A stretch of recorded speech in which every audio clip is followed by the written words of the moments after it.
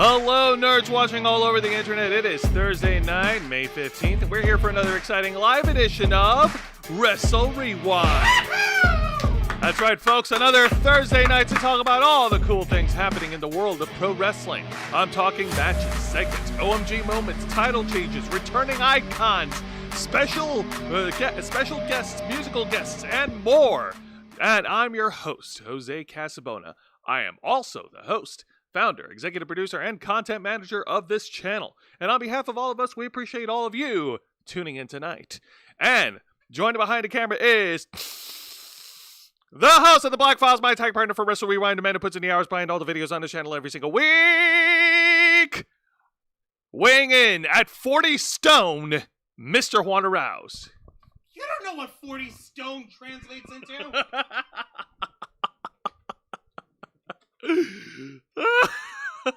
I'm even gonna freaking like. Yeah, no, 40 stone. No, it's 18 and a half stone. Okay, Jesus Christ, get it right. Okay. Learn your masses. Learn your measurements.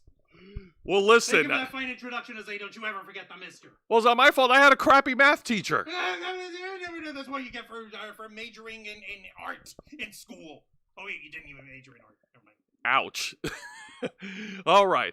Now, folks, like all our other shows, we are simulcasting on YouTube and Kick. So make sure to hit the subscribe and the follow button. Click the notification bell for all our content. Leave your questions and comments below. We'll answer as many as we can. And if you wish to go above and beyond, to support the Ravens flock, then you can become an inner flocker. And for $4.99 a month, you'll have access to all the perks that comes with our membership. Juan, tell them. Well, for all the inner flockers we've got in our chat, and I know we have plenty, go ahead and show off those lovely membership badges and custom emojis, letting everyone know that you're here to help rescue the Ravens flock for the clutches of late-stage capitalism to become full-time streamers. Since 2013, we've been working hard, staying strong, making your voice our mission. The only thing standing in our way now is the fact that we have to work 9-to-5 jobs just to keep the lights on. And even that's not good enough. We get brownouts over here. It's annoying. It's really, really annoying. I'm over here, literally, in the middle of doing my straight job, which requires a computer, and all of a sudden, we flicker our power off. It's like literally, it would be one of these little balls just blip, blip, and then back on, and that cuts me off, and I have to go back and go back to the point where I hadn't saved my work, and it's annoying. And I can't afford one of those big backup power generator thingies because A, those things require gasoline and that's expensive, and B, that thing requires like a freaking outdoor ventilation, and I don't think I have an industrial strength power cable enough that's long enough to be able to reach all the way to our balcony. The point is, energy is expensive, living is expensive, and we're not making enough just making these stupid random ass jobs, but what we do need is to be able to at least alleviate ourselves from the psychological torment of working in a job that we hate, which is where you fine folks come in. Which is, and you guys can help rescue us by this, the simple deed of what you've been doing this whole time. Just liking our content whenever we put it up and commenting on it both during the stream and after the live stream, which lets the YouTube algorithm know that you love our content. You want to see and hear more of us. You want more people to hear of us. Sharing this content on across your social medias to every one of your friends, family, and loved ones, anyone who you may know who has an affinity for geek culture, nerd culture, pop culture, and everything in between. And of course, most importantly, being subscribed to us and hitting the notification bell for all alerts. That way you stay on top of everything. If you're not the commitment type, that's understandable. Not everyone is. Some people are really bad at communicating if they're bad at committing. But you know what? That's on them for not being good at communicating. But it's okay. We communicate with you. If you're not into being a part of a crowd, or you know you're too big for hanging out with other people because you don't stick your neck out for nobody like old Humphrey Bogart used to do, then you can always support us monetarily using the Cash App link in the description below. But if you're a real G, if you're a certified G and a bona fide stud, and you can't teach that, then be an inner flocker. Stick with us for the long haul, and you'll see soon enough. The more subscribers we get, the more inner flockers we get, and the further we get to that, before you know it, we'll be able to financially sustain ourselves to the point where we never have to work a straight job in our lives because we'll be working for you, fine folks. Ever! With your help, we can and will succeed.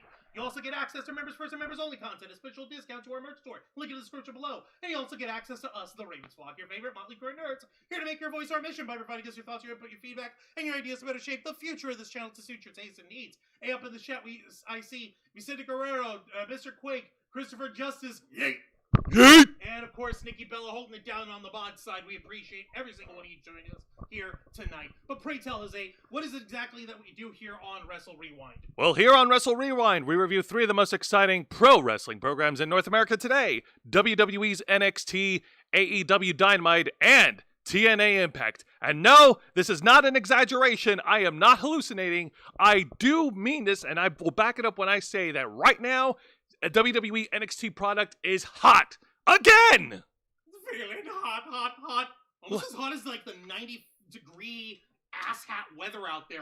I swear to Bob, I was out there with K-Storm today after, trying not to be unconscious throughout my entire life, however serene that might be to people, and the heat was miserable. Yes. I'm glad that we survived it, and I know for a fact that I couldn't have survived it without the right amount of energy over here. And yeah, that's the exact same one. And yeah, I did sip on some of this beauty of glitch energy on my before leaving the house. Isn't that right? That's right. Glitch Energy is the smart energy formula that will keep your body running all day long. And it comes complete with 0 sugars, 0 calories, 0 carbs, 0 lags, and of course, 0 crash. Make sure that you bookmark glitchenergy.com on your browser because you never know when they'll drop new flavors on their site. As of right now, they seem to have cooled off, but they've got some really popular, amazing combination flavor blends to choose from, and there's always something for everyone. For instance, check this stuff out, folks. They don't just have themselves set up in full-on tubs over here. You can get yourself a full starter bundle over here of different flavors that you can choose from.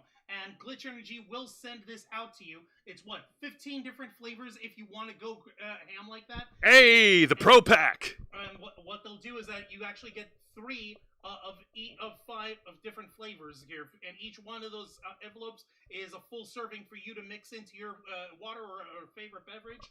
And these guys do try to think of you for you and try to keep you in mind with the pricing on their deals. That's why not only is everything reasonably priced, but if you go to glitchenergy.com and use our promo code FlockFuel, you get a 20% discount on your order. That's a fifth of the price, clean off the top, just for you for being a member, friend of the Ravens Flock.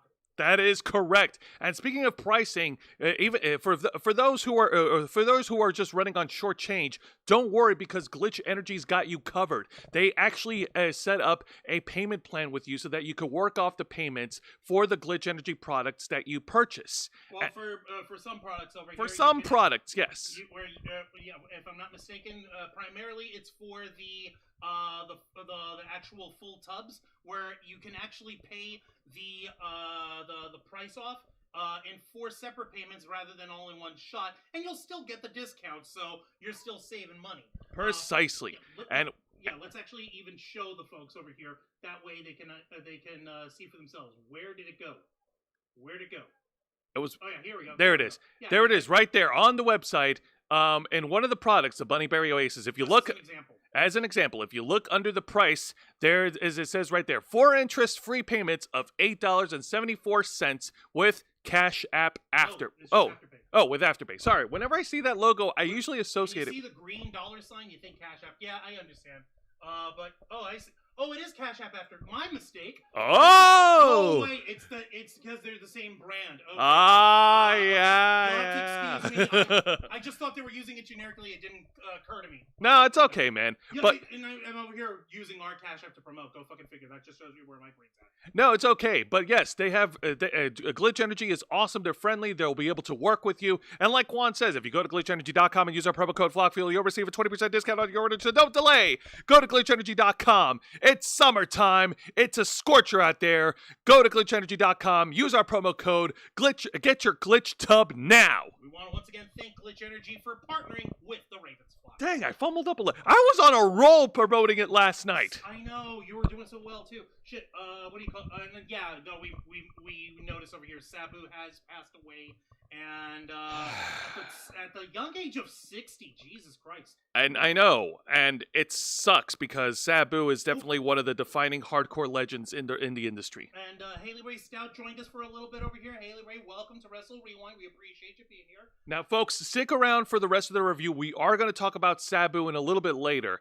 But right now, let's go ahead and continue where we left off in Wrestle Rewind. We're still weeks away from NXT Battleground in Tampa, Florida. Yay, I can't go. We're broke. Thanks. Am I lying? You didn't have to say that part. Yes, I did. Hey, how do you think I feel? You're also broke. And of course, AEW Double or Nothing is also coming up on the final Sunday. I believe it was on the final. It's on the final Sunday of the month of May. I think so. Yes. That's right. And they're not going to be returning to Las Vegas. They're going to be holding it for the first time in Phoenix, Arizona. And of course, TNA is also gearing up for their pay-per-view event, Under Siege, which will be on Friday, May 23rd. Thankfully, not starring Steven Seagal. I don't know. I liked the second movie, Under Siege 2. I thought that was fun when he was fighting that dude in the kitchen. Yeah, but it's Steven Seagal. I mean, the guy's... Nobody beats me in the kitchen. He says so calmly. What do you think you are, Gordon Ramsay? I still remember the movie, beat for beat. Isn't that weird? No, it's not really weird at all. I totally believe that you could remember that movie. All right. So what are we starting with here? Let's go ahead and before we get to the weekly review, we're going to start off by talking about the main event of this year's WWE BACKLASH. Juan, ring that bell. Don't mind if I do.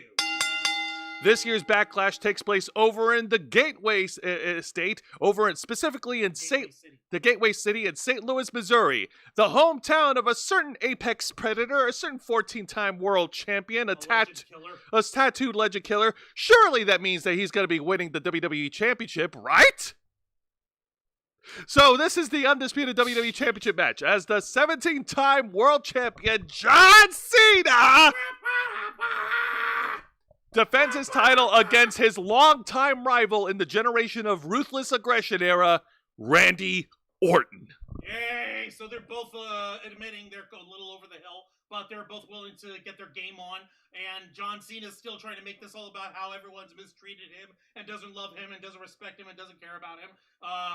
Even though over nearly 25 years of hustle, loyalty, and respect begs to differ. But what do we know? We just understand history.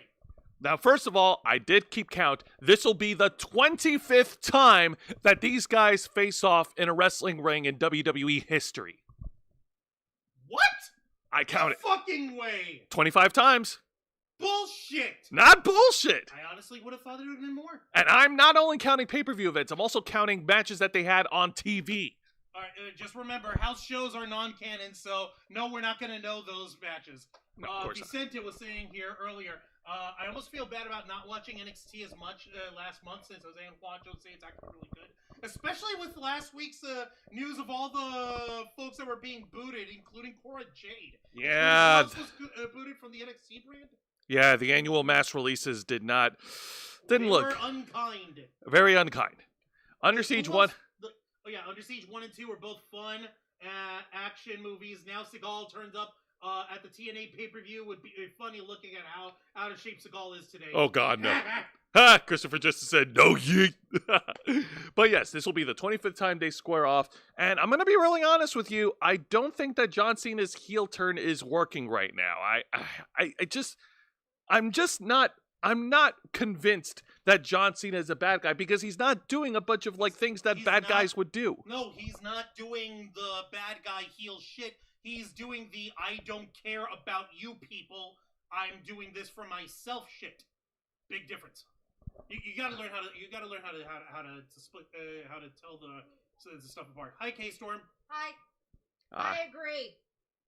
All right, so yeah, go ahead, Izzy. All right, so here we go. John Cena versus Randy Orton. They start things off by locking up, and then they lock up, and then they lock up, and then John Cena tries to offer a handshake. After the lockups? After all those lockups, these incredible lockups and these headlocks, and they go back and forth with this shit, and it gets tiresome after a while. And then John Cena offers a handshake. Randy Orton foolishly goes for it, and then John Cena gets the upper hand and ha ha, got you. Neener, just like that. Just like that. Let me just put it this way, Zay. You said you were wanting more heel shit. Is this heel enough for you? We're getting there. We're getting there. Good. Freaking go on. All right. Good. Maybe that's enough. Yeah. So, of course, John Cena, playing it off as this chicken shit heel. Yeah, he gets the upper hand over Randy Orton, starts laying in the beatdown on the Viper, start hitting him with a bunch of right-hand blows onto Randy Orton. And Randy Orton does try to fight back, but man, oh man, John Cena's just... Here's what happens. Randy Orton does fight back, and unlike Cody Rhodes, Randy Orton is not above using underhanded tactics. He actually jabs John Cena in the eye, which drives John Cena out of the ring for some reason. Wait. Was he just clutching his eye, or did he overham and flip all over himself and tumble out of the ring? Which did he do? Yes. He tumbled out of the ring just selling it, and then as he got to the barricade, he was actually holding his eye oh, that bitch. Cena's trying to pull a Shawn Michaels here. He's trying to pull a fucking Shawn Michaels Hulk Hogan SummerSlam 2000 what year? 2005. 2005, thank you. That's what he's trying to fucking do with that move.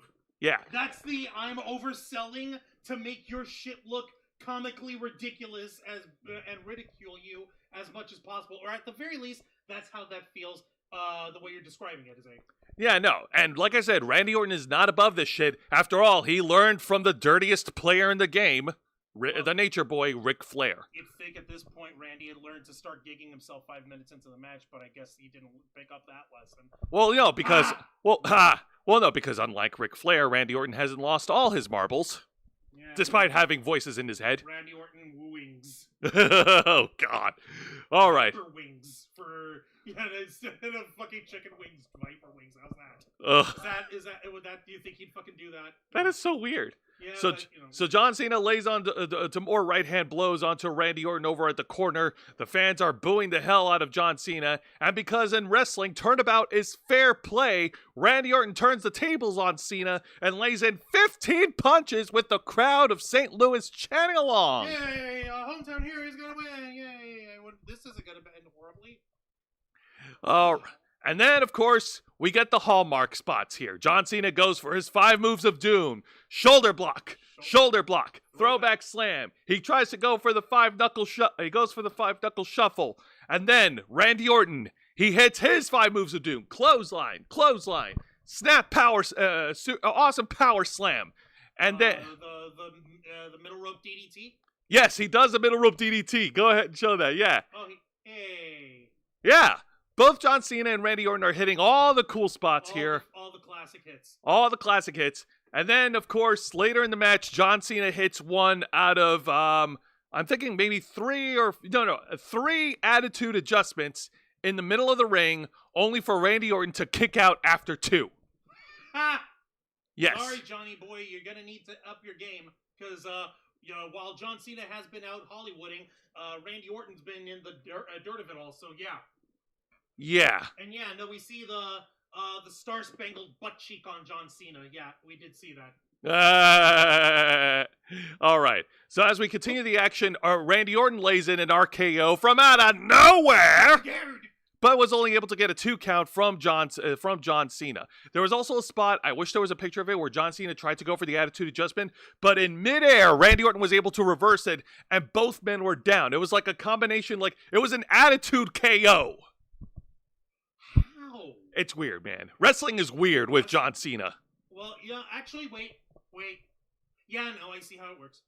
And then, of course, because, every main event match has to have one, we get a referee bump! Ref bump! Oh, no. The referee is knocked down. Anything can happen, folks. And what happens? We start smashing shit all over the place.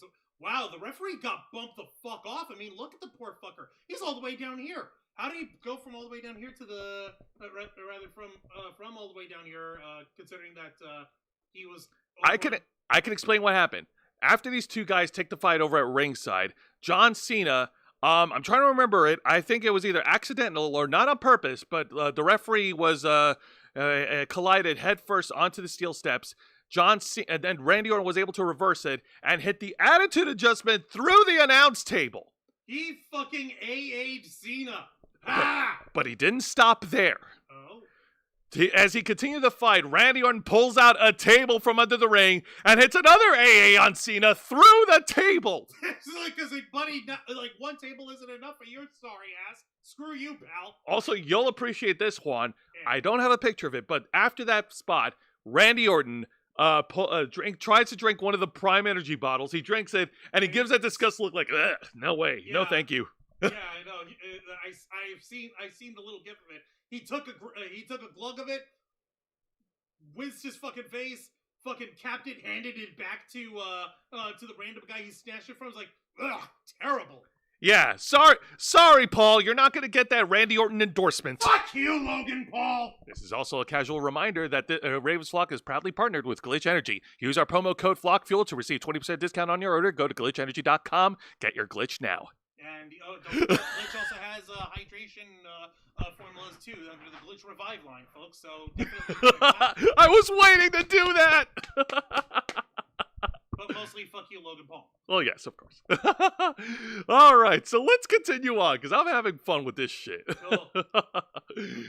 All right, so at this point, John Cena got his attitude adjusted twice by Randy Orton through 2 different tables. We take the action back into the ring, and Then later in the match, Randy Orton hits another RKO, but the referee is still down. So then out comes all these officials to tend the referee, and And then Randy Orton just RKO's everybody, including the SmackDown general manager, Nick Aldis. Why?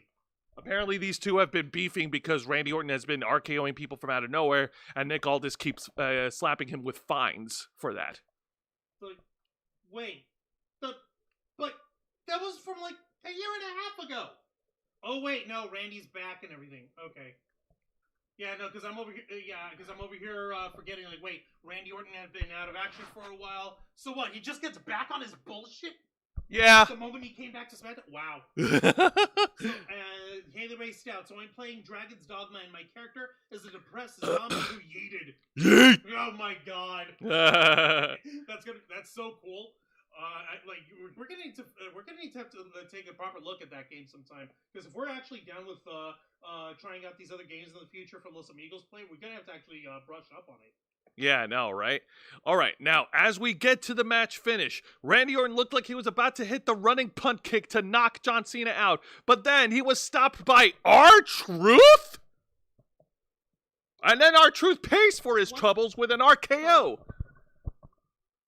Wait, I remember now. R-Truth is all infantile-minded, thinking like, oh, well, I grew up watching John Cena as a little boy, and when I grew up, I want to be just like John Cena. He's my hero. As a little boy, R-Truth, you're in your fucking 50s, bro! Bitch, you're older than him!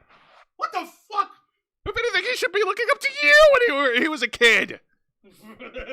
Seriously.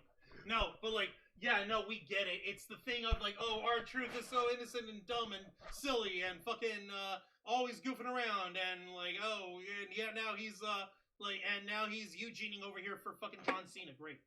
Yeah, but of course, because of his troubles, you know, R-Truth got by Randy Orton. He got had by Randy Orton, and that distraction was long enough for John Cena to regain his energy and hit a low blow on Randy Orton and whack him in the face with the title belt and pin and retain. And the fans fucking hated it. The fans were booing him. Your winner, and still the undisputed WWE champion, John Cena. Cena wins, LOL. It had a slow beginning at first, but then the action picked up when they were hitting their hallmark hits and when they were brawling at ringside and all the other shit happened. Juan, your thoughts? Ow.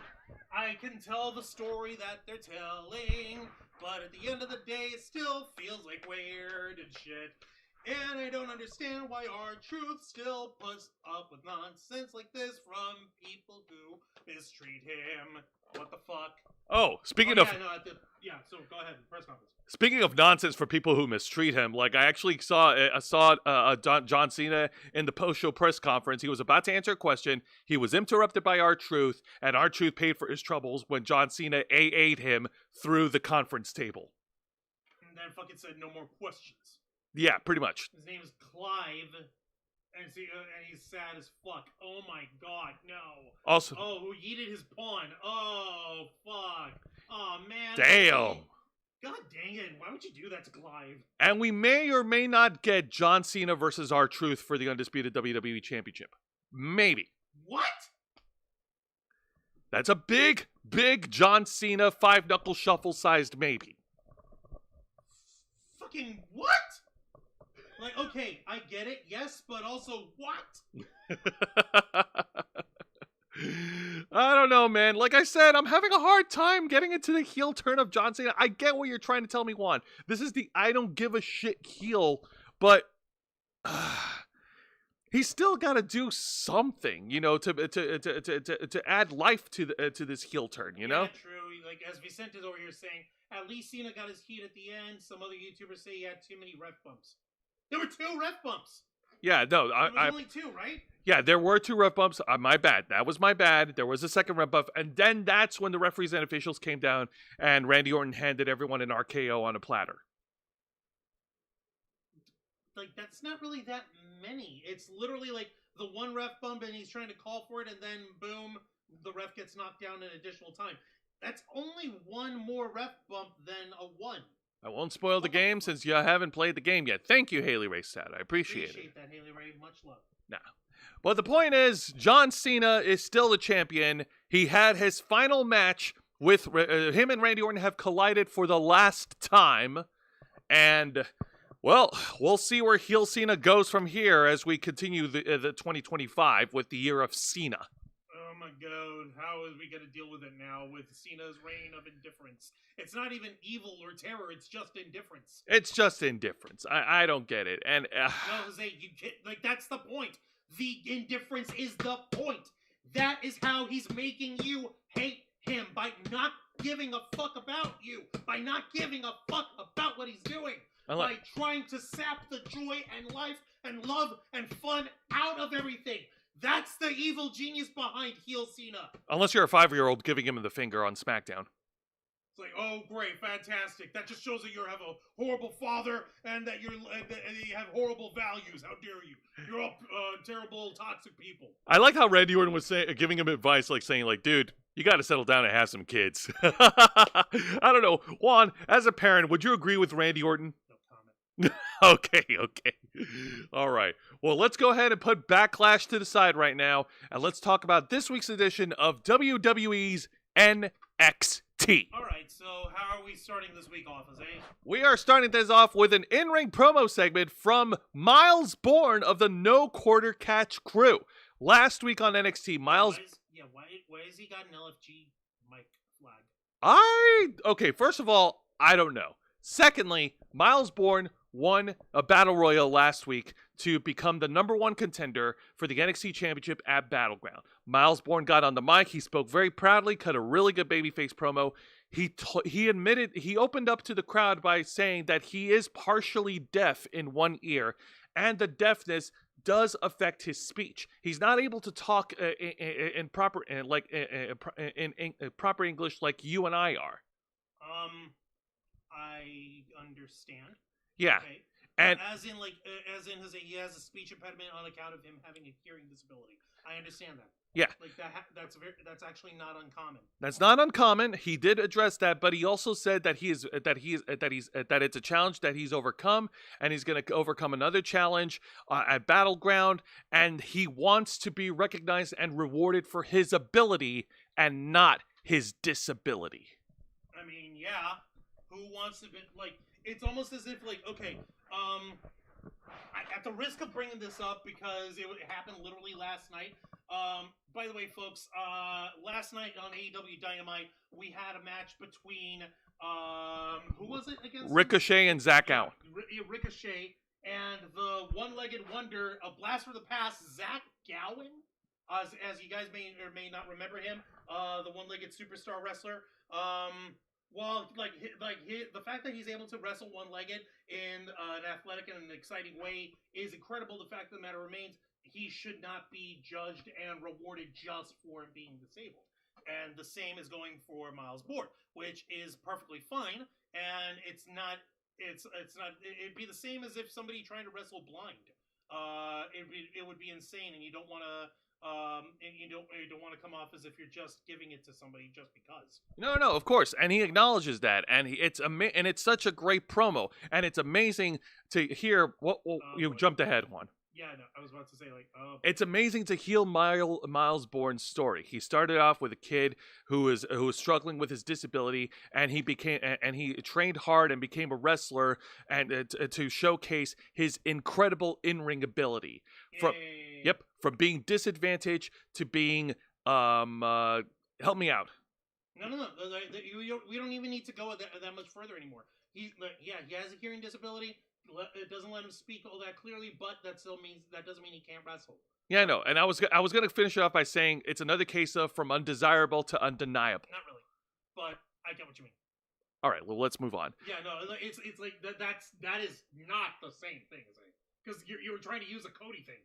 Oh, like from undesirable to undeniable? Like, no, that's not how it goes. Well, he also mentioned that he was looked down on in school because of his disability. In school, that was like all right. Okay, let's move on. Difference. All right, I'm moving on. Yeah, I was about to say, like, come on, man, tell me a break. I'm trying to keep it real here. Oh, But fuck, of it's course, so his bad. promo was interrupted by All Ego Ethan Page, because of course it was. Ethan, Still not wearing socks, the son of a pig. and he's wearing a pink shirt, jacket, but That regardless. shows you he's evil. So Ethan Page calls out Miles Bourne, saying that his victory last week in the Battle Royale was an absolute fluke, and that he doesn't belong in the discussion for the NXT Championship. He doesn't belong anywhere near the main event, and he challenges Miles Bourne for a one-on-one match, and for Miles Bourne to put his number one contendership on the line against him. Okay. I need to ask, and I need you to be perfectly honest. Was Ethan Page trying to imply, infer, or otherwise suggest that the reason why he doesn't deserve his number one contendership spot is because of his hearing disability? Or is he just saying that, oh, you were a fluke, or like, oh, it should have been me because you accidentally won, and all this? Like, The second part. Okay, good, because that would have been dirty and low if he tried to go after Miles Bourne for having hearing impediment, and which I wouldn't put it past a heel like Ethan Page. So about that, in the beginning part of the promo, For fuck's sake! No. In the beginning part of the promo, he does go like, okay, listen, I know you can't understand me very well, so I'm going to speak as slowly as I can. That's not how it works. You can speak it's not a matter of not being able to understand. Does he not know how deafness works? Does Ethan Page not know how disabilities work? Apparently not. That's it's like the fucking Hulk Hogan being racist wrong. Ethan Page is being ableist wrong. What the fuck? Go on. And then, of course, Charlie Dempsey counseled Miles Bourne, saying, like, yeah, you should take him on. It'll be a great opportunity for you to face a former NXT champion. It'll give you a little bit of help. You know, he's trying to be a supportive friend. Yeah, sure. Let's go ahead and go up against former NXT champion, All Ego Ethan. I tripped over my opponent and pinned him by accident to win Page. Yeah, sure. Yeah, You think I'm not going to forget that? No. It's kind of hard to forget the pot calling the kettle black. Exactly. Fucking exactly. He's got no room to fucking talk. So Miles Bourne accepts the challenge and joining in the proceedings to make this match official is, of course, the NXT general manager, Ava. She makes the match official, and Ava, thank you for doing a thing we already agreed to. Yes. Which, by the way, spoilers, Miles Bourne beat Ethan Page later that evening. Yay! Wait, so it wasn't even the main event for the show? No, it wasn't. Okay. But we're going to get to the main event. Trust me, you're going to like it. Okay, yeah. I'm glad that you're enjoying us over here. In the chat, Christopher Justice and Haley Ray, she's like, okay, this stream is hilarious by Randy giving everyone the smackdown. Yeah, and Orton's kid will probably soccer kick guys in the head when she gets older. And it says Vicente Guerrero. And yes, Vicente remembers Zach Gowen. Mr. Quake, if you're there, let us know if you remember Zach Gowen, the one-legged wonder. Yeah. All I'm thinking of is John Laurinaitis is fucking accidentally almost signing the wrong one-legged wrestler thing because John Laurinaitis is a fucking boob. We don't talk about boobs here. Oh my god. Excuse me, we don't talk about boobs here? Okay, we don't talk about disappointing, ostracized boobs. Okay, so there you go. Thank you. Now, let's get to the exciting match of the night, and it is Tony D'Angelo, the Don of NXT, Agabaculi, the Paisano, the Italiano from Chicago, Illinois. You know, he's been betrayed, he's been backstabbed by his underboss, you know, and he's out to get payback, he's out for revenge. And, you know, it's disrespectful that his right-hand man that Stacks went ahead and tried to seize control of the family there. Boppity boopity. Beepity boopity pop. Boppity boopy. Beepity boopity boppity boopity boopity. Boopity pop. I'm gonna fucking have it sideways. I love you. Thank you, Juan. Oh my god. That's a good one. That's good. All right. So let's get to the match. So Tony D'Angelo, he's on his own. His family is in shambles. He's got no one on his side. And Wesley, of course, is accompanied by Tyson Dupont and Tyreek Igwe. And they finally have a stable name. And their name is called High Rise. Rise spelled R-Y-S-E. Oh my god, that is so cool. Spelled Kkewl. I mean, I don't know if you want to call it a good stable name or not. It's No, better. it's not. Is it better than Dark State? Good point. These guys are fucking flaming out with faction names. That's why I don't want factions like all that much. Fuck. What the hell? So we start things off fast and furious here with Wesley, of course, hitting his high-flying moves onto the Don.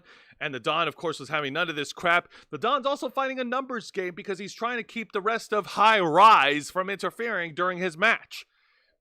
As you can see, Tony D'Angelo does eventually manage to pick the advantage up and starts laying in the defensive on Wes Lee here, who's apparently grown out his own full-born helmet. Ha! Sorry, I'm never gonna understand these children with their broccoli-headed haircut, motherfuckers. Seriously, you know what? You're right. That is a helmet. That is so freaking thick. You could literally like hide like a metal plate on there and use it as a weapon. Yeah, kinda, yeah. Isn't But- that what El Grande Americano does with his fucking mask? With his lucha mask, yes. Yeah, fucking Chad Gable. So, speaking of numbers game, so this is a funny spot here. Tony D'Angelo, using his strength, tosses Wesley over the top rope, and his team catches him.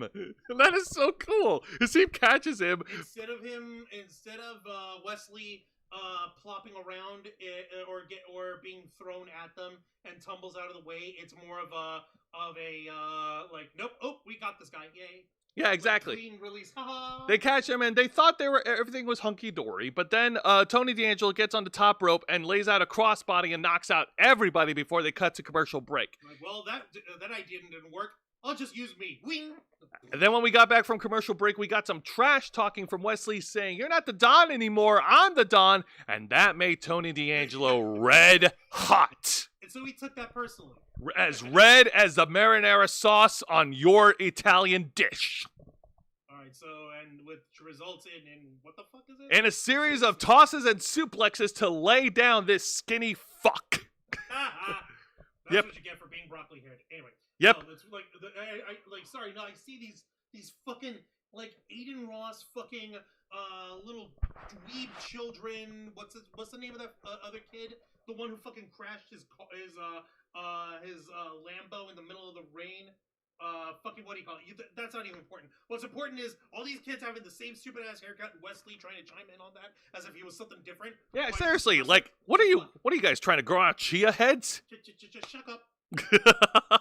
So everything looks like it was going good for Tony D'Angelo. He was coming fresh hot out of his comeback, but then Channing Lorenzo appears. You mean Stacks? Stacks appears on the Titantron screen, and it looks like he's outside of the safe house of Adriana Rizzo, and he's threatened to break inside and terrorize the poor girl. What? Tony D'Angelo, of course, got distracted long enough for Wesley to take a cheap shot at the Don and to hit the cardiac kick from the Cardiac Kid to pin and win. Your winner, the leader of High Rise, Wes Lee. Dear God, what the shit, man? And then That's after, such bullshit. How dare they? and what they showed later in the evening is that Tony D'Angelo got out of the performance center and went into the car with another driver to head to the undisclosed location of the safe house. And when he got over there later that evening, he was jumped by Stacks Lorenzo from behind, who challenged him to a one-on-one match at Battleground. Okay, the fucking nerve of this guy. He calls Adriana Rizzo as his, he calls the bluff on this guy, only to fucking, be a little bitch and shank him from behind. The nerve, the disrespect. I know. This is The not audacity. This is not how we handle our business over here. If you're a man, if you're a part of the familia, you gotta take your business on your own. Boppity boopy, beepity boopity bop, boppity boopy. Oh no, Juan. Things are gonna go boppity boopy come Battleground. Yay, I can't go. Yeah, me neither. Fuck. Christopher Justice saying that it's funny. Thank you. I'm glad you're enjoying yourself. And Haley Ray, rest in peace, everyone who got bashed by Randy. Yeah, no, Randy was doling out fucking receipts and RKOs on every fucking buddy. He did not give a shit. No, he don't.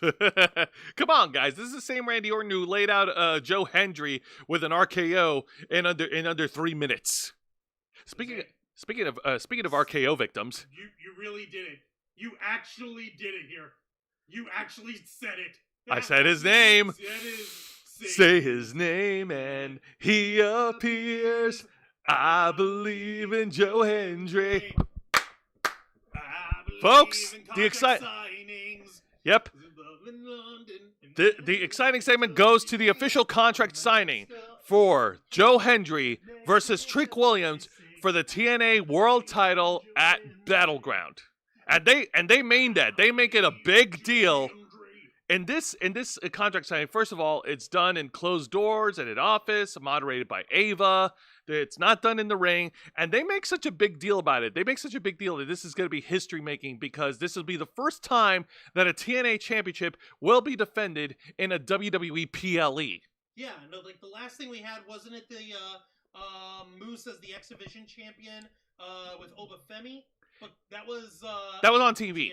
Yeah, that was on TV. And that was for the NXT championship. Okay, my mistake. I got it mixed up. I thought it was for the TNA X Division championship. No. But however, you are so close because they did have Jordan Grace defend the Knockouts title on NXT TV. So there was another TNA championship. Aha. Yes. I knew I was right about something. You were half right, so I'll give you that. 30% right. Yeah. So yeah, they talk about how big of a deal it was, and Trick Williams is bragging and boasting, saying he's bigger than TNA, he's bigger than Joe Hendry, he's Hollywood Trick, all because he got into a freaking gig. I don't know if he's cameoing in a movie or a TV show, but Trick Williams is really like making such a big deal of himself, blowing a bunch of hot air. And Joe Hendry, of course, is told Trick Williams that he's gonna teach Trick what it feels like to be a one-hit wonder after Battleground. Ha ha! Get it? Because he's a musician. And next week, and speaking of music, next week on NXT, we're going to have, I guess, a battle of the bands where Joe Hendry is going to host his guitar concert against Trick Williams, who's going to host his own rap number. Wait, Trick can rap? Trick can rap. It's a rap versus pop singing. This is like the modern day version of the No Limit Soldiers versus the West Texas Rednecks. Cut it out. WCW ass reference. and I'm happy that you got it. And remember, Juan, rap is crap. Ow! That actually hurt me! Rap is fundamental, alright? Rap is important. Rap is historical. Rap is a shit. Yeah, but you hurt me! So, cut it out. Okay, fine. I don't know where it is. It's gone. Actually under the seat right there. Oh, there it is. Give me a second. So that'll be something to look forward to. Battle of the Bands next week. Like, okay, we haven't had one of those in a while. Should be fucking fun. Why not? Hey, at least they're not digging out Master P. I swear, that is my last joke on the WCW reference, and that's it. No, we're not digging out. Oh my god. I don't remember. I completely forgot about him. I forgot about fucking Bow Wow. Yeah, no, his son, Little Bow Wow. I thought it was Little Romeo. Oh, Little Romeo. Or which one of those two is his kid? I don't know, but he ain't so little no more. Okay, yeah, it's a Little Romeo. It was Little Romeo. He's not so little anymore. Yeah, Romeo Miller. Okay, cool. Yeah, I bet he quit rapping. I mean, if you had him for a dad, wouldn't you? Oh! Now let's get to the match of the night. And this is a one-on-one match with Thea Hale going up against Tatum Paxley. Tatum Paxley is unhinged. She is not feeling herself. Her teammates are gone. Chemical X is no more because Shotzi, his contract expired, and they fucking fired Gigi Dolan. Yeah, and they tried to explain it on TV how Tatum Paxley, she's all sad and she's crazed because her friends left her and you can't trust anybody. Leave her, you fuckers fired her! Yeah, fired them. You want her to not be sad? Bring them back! I I want to see more Shotzi running around with that mini-ass tank and to poke fun whenever Jose pops his one soldier salute whenever Shotzi's on screen. And Gigi Dolan showing up and Jose having this weird thing going on about Priscilla Kelly. And that's not important. What's important is I like humiliating you on TV. But we're not on TV. We're on the internet, so that'll have to do. No, you're fine. You're fine. Battle of the Bands, haven't seen that since the 2000s. I know, it's so weird. Eddie Thorpe to the door. Eddie Thorpe is gone, Mr. Quake. He's also been released by WWE. He was also on the chopping block this year. So. He'll likely return to New Japan under his a ring name, Carl Fredericks. Yeah, which name sounds sillier, Eddie Thorpe or Carl Fredericks, Juan? Anyway, so Tatum Paxley challenged Thea Hale to a one-on-one match out of her own crazy insanity. And yeah, no, look at the look on Thea Hale's face. She does not want any of that crazy sauce. She does, even though Thea Hale, she herself is a ball of energy. Like I said, she's NXT's resident Genki girl, and I say that with all the endearment implied in there. But even she don't want this kind of crazy. Hell nah. No, it's like there's animated, excited, and overzealous, and then there's whatever the fuck Tatum Paxley is about to serve up, because crazy, unhinged goth babes is totally not my thing. I'm not attracted to those at all. Hey, stop! Not at all. Quit infringing on my behavior. Was that anything about your behavior? I'm owning up to my shit. I'm fucking being sarcastic. I love me the women's. I love me the crazy women's. Well, Have you seen K-Storm? Have you seen Zayana and Dragonfang? All three of the women in the Ravens flock are batshit bonkers banana balls. Yeah, well, I love every single one of them. Okay, but I like goth girls before you thought it was cool. When? A long time ago. When? Don't worry about it. No, worry. Since you're over here bringing it up. No, we're not pausing the review because of this. Let's keep going. Anyway, so getting back to the match. So Thea Hale, of course. Okay, so Thea did accept the match. Obviously. Thea accepted the match, and she, of course, to the surprise of nobody, was able to out wrestle and outperform Tatum Paxley in the middle of the ring. Check out this awesome standing moonsault that Thea Hale is able to do. Look at that form. Yay! Perfectly centered, perfectly sized up. No issues, no problems here at all. Except apparently there's a problem. Well, there is a bit of a, oh my god, look at the face of Thea Hale. Yeah, I know. Jesus, she's like a ravenous animal. I told you, didn't I fucking told you? Thea Hale is bananas as well, alright? I love me the crazy women's. I've said that. I've been said that. I will die on that hill. Crazy women's is my jam.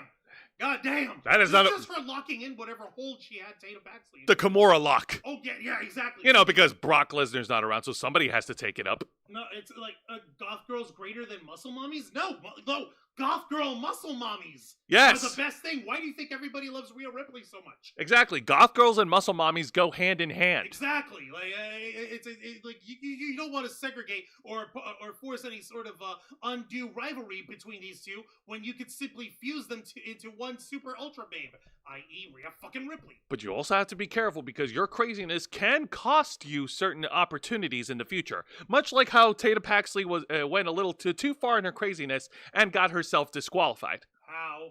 Go ahead and show the picture. How? She was able to break out of the Kimura lock, but she continued on with the assault on Thea Hale when the referee was trying to get her to back off, and then the match was called off, and the referees and officials had to break up the match. And I fucking hate it because, number one, I hate it when a match is thrown out by a disqualification, and number two, I'm with Juan on this one. I understand the story. I don't like the story they're doing with Tatum Paxley because, damn, man, like they have her partner with so many different people since her debut in 2021. They had her partner with Ivy Nile of Diamond Mine. They sent Ivy, and now Ivy's not there. Ivy's not there. They tried to partner her up with Gigi and Shotzi, and now they're gone. And the way they explained it, like, I get it. You can't outright say they were fired because it doesn't translate well on television, but man, it's just hard. They were fired! You hobos fired her! You morons, you boobs, you absolute idiots! What the fuck do we know? We're just the fans who consume your product. We're telling you what we want, dumbass. Exactly. Anyways, so let's go ahead and shift gears over to the a very I don't want to say overbooked, but it's a confusing segment. So let's talk about this. This is an in-ring segment featuring the NXT Women's Champion La Primera, Stephanie Vaquer. All right. Maybe this could be. Wait. Okay. So wait. You say you have a problem with this because you feel it's overbooked? Let me explain. In Stephanie's part, she did great. Great promo to open up the segment. She addressed that Jordynne Grace is the #1 contender at Battleground, and she's putting over her opponent. And then she was interrupted by Fallon Henley and JC Jane of Fatal Influence. And it looks like they're in the middle of a story of their own. They're teasing a little bit of a dissension with these two girls cutting off each other while the other was trying to talk. Wait, is that it? Well, no, it's not just that, but also JC Jane is, of course, hinting that, not so subtly hinting that she's looking for a shot at the NXT women's title when Fallon Henley was trying to put her name into the hat. So, like I said, there's a bit of dissension going on, a little bit of a misunderstanding between Fallon Henley and JC Jane. Easy. Both y'all bitches get up in it with each other. Winner takes on for the championship. There. Shit. But then... I'm sorry, logic. But you know what? Maybe they're just being catty about it. What the fuck? But then out comes the juggernaut, Juan's favorite, Jordynne Grace. Jordynne Grace comes down and she pretty much cuts down Fatal Influence, saying like they have no business being in this matter, and that she will do everything she can to protect her investment, and her investment, of course, being Stephanie Vaquer, the NXT Women's Champion. You mean she's basically protecting Stephanie Vaquer until she can get her hands on her at Battleground? That's right. And then all four of them decided to settle things in a main event in a tag match, player. Holla, holla. Hello, Michael Vasquez. Nice reviews. Happy to see you on live and for once. Yeah, Mr. Quake's asking whatever happened to Dante Chen. Dante Chen, I have no idea. I'm surprised that he survived this round of cuts. His name was not mentioned in the WWE releases. When was his name mentioned? Whew, forever ago. But speaking of main event, we get to the tag match, player. And it's the team of the juggernaut, Jordynne Grace, and the NXT Women's Champion, Stephanie Vaquer, versus Fatal Influence, Fallon Henley, and JC Jane. All right, so let's see how this plays out, shall we? Yes, let's see how it plays out. We start things off with Jordynne Grace getting the earlier momentum for the babyface team, knocking down not only JC Jane but Fallon Henley. And then Stephanie Vaquer tags herself in, much to the surprise of Jordynne Grace, and she tries to go in for her own offense, but unfortunately, it doesn't work well for her. Stephanie Vaquer is isolated away from Jordynne Grace, and the Fatal Influence focus their 2-on-1 assault on the champion throughout the duration of this main event. Okay, I have one comment, and you can call me out on my Jerry Lawlerness on this now, and fucking chide me later. One thing. Okay. I'm seeing what's her face? There's Fallon Henley and JC Jane just got her mule kick up on Stephanie Vaquer's gut. Right. I was distracted by the weird setup of Fallon Henley's ring gear, specifically this part under the butt. And I'm distracted not because, oh, haha, LOL, I like the booties, hell yeah, which I do. But I'm wondering, this bit under here that cross sections down to the actual under part of her butt, as opposed to this other part over here that crosses over, making it look kind of like she's wearing panty briefs or whatever, which leaves this part exposed. Why? Does her booty need like undercarriage support or something? Does she have like a butt injection there that she needed like extra support in for a couple weeks until she's got that worked out? What is this? I don't know what people are thinking with these designs. It's just a little off for me. No. I completely understand. And to be honest, when I first noticed it also booties, haha, LOL, I like booties. There. Ha. That's my obligatory lawlerism. No, you're good. And it also threw me off when I first started seeing the women wear that in wrestling. And listen, there's a perfectly good explanation for this. Oh yeah, what is it? So continuing the 2-on-1 Oh my assault God, against fuck Stephanie you. Vaquer. Oh my God, fuck you. So as we continue with the main event, Fallon. Hang on, Vicente was saying something else over here real quick. Okay. Continue. WWE fucked up making Shayna Baszler one of the releases. She's a badass. Weird booking of running through everyone for 2 years, then jobbed out for 2 to 3 years. Yeah. Yeah. No, Shayna Baszler deserves way better than what she was given. But at least she could say that she got a victory over Ronda Rousey. Which, for the record, haha, fuck you, Ronda. Exactly. Anyway, so, continuing with the main event, Stephanie Vaquer takes a lot of the offense from Fallon Henley and JC Jane, and it sucks.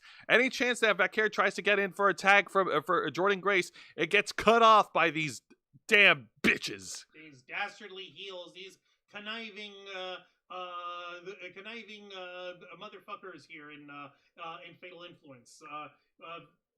Christopher Justice asking us over here, hey, who do you think has a nicer booty, Rhea Ripley or Liv Morgan? Yes. Yes. Yes. Yes. Yes. Yes. Why would you ask such a question? Would you ask such a question? Yeah. In fact, Vicente Guerrero, Mr. Quake, do you agree or what do you think? Can you answer Christopher Justice's question with your own opinion? Let's continue.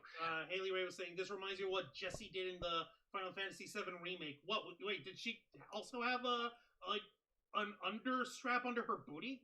Bullshit. We need to look up pictures. Yes, apparently. But anyway, so the Fatal Influence's onslaught continues as what's-her-face, Fallon Henley was able to negotiate her way to the top rope and hit an incredible crossbody onto Vaquer and Grace before they cut to commercial break. And when we got back from commercial break, once again, Stephanie Vaquer absorbing a lot of the punishment from the Fatal Influence. And you know something, Juan? I know you pointed out a thing, but here's something I want to point out because, dang, man, JC Jane is getting redder and redder and redder.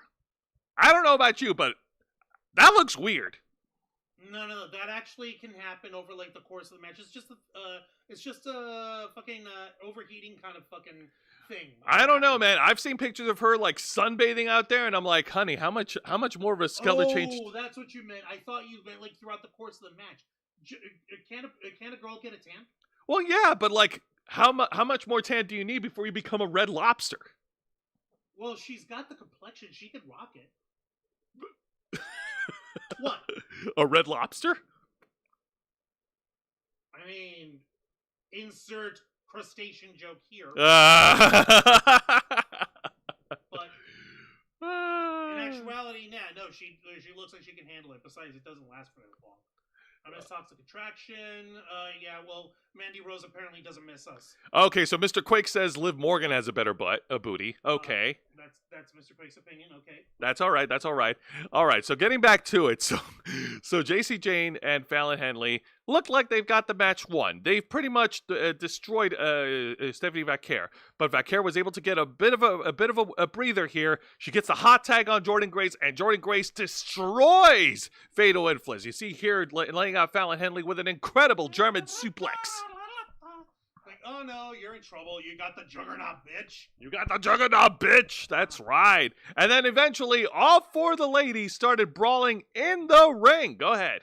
Yay. So they has also, fight. She's got red gear and she has red buttons in her hair too. So that's going to give you the look of her looking redder than normal. Also, if you were to judge by how she's looking, Fallon Henley's also up in that same neighborhood. So what's that about, Zay? I disagree. JC Jane looks much more redder. Whatever. The point is, but like it's a thing, and it's just a sun tanning thing. It's not the end of the universe. It's a lobster. It's not a lobster. Fine, whatever. So Stephanie Vaquer is knocked out of the ring, and Fallon Henley was also knocked out, which frees up Jordan Grace to lay out JC Jane with a devastating Juggernaut driver to pin and win for her team. Your winners, Jordan Grace and the NXT Women's Champion, La Primera, Stephanie Vaquer. This tag match was, of course, to show off Jordan Grace's ability and showcase her as the number one threat, the number one contender to the NXT Women's title. Like, It's cool to be able to see Jordan Grace in action on WWE programming, and I am all here for it. But you need to use her, and you need to show that she is at that top level for a fucking reason.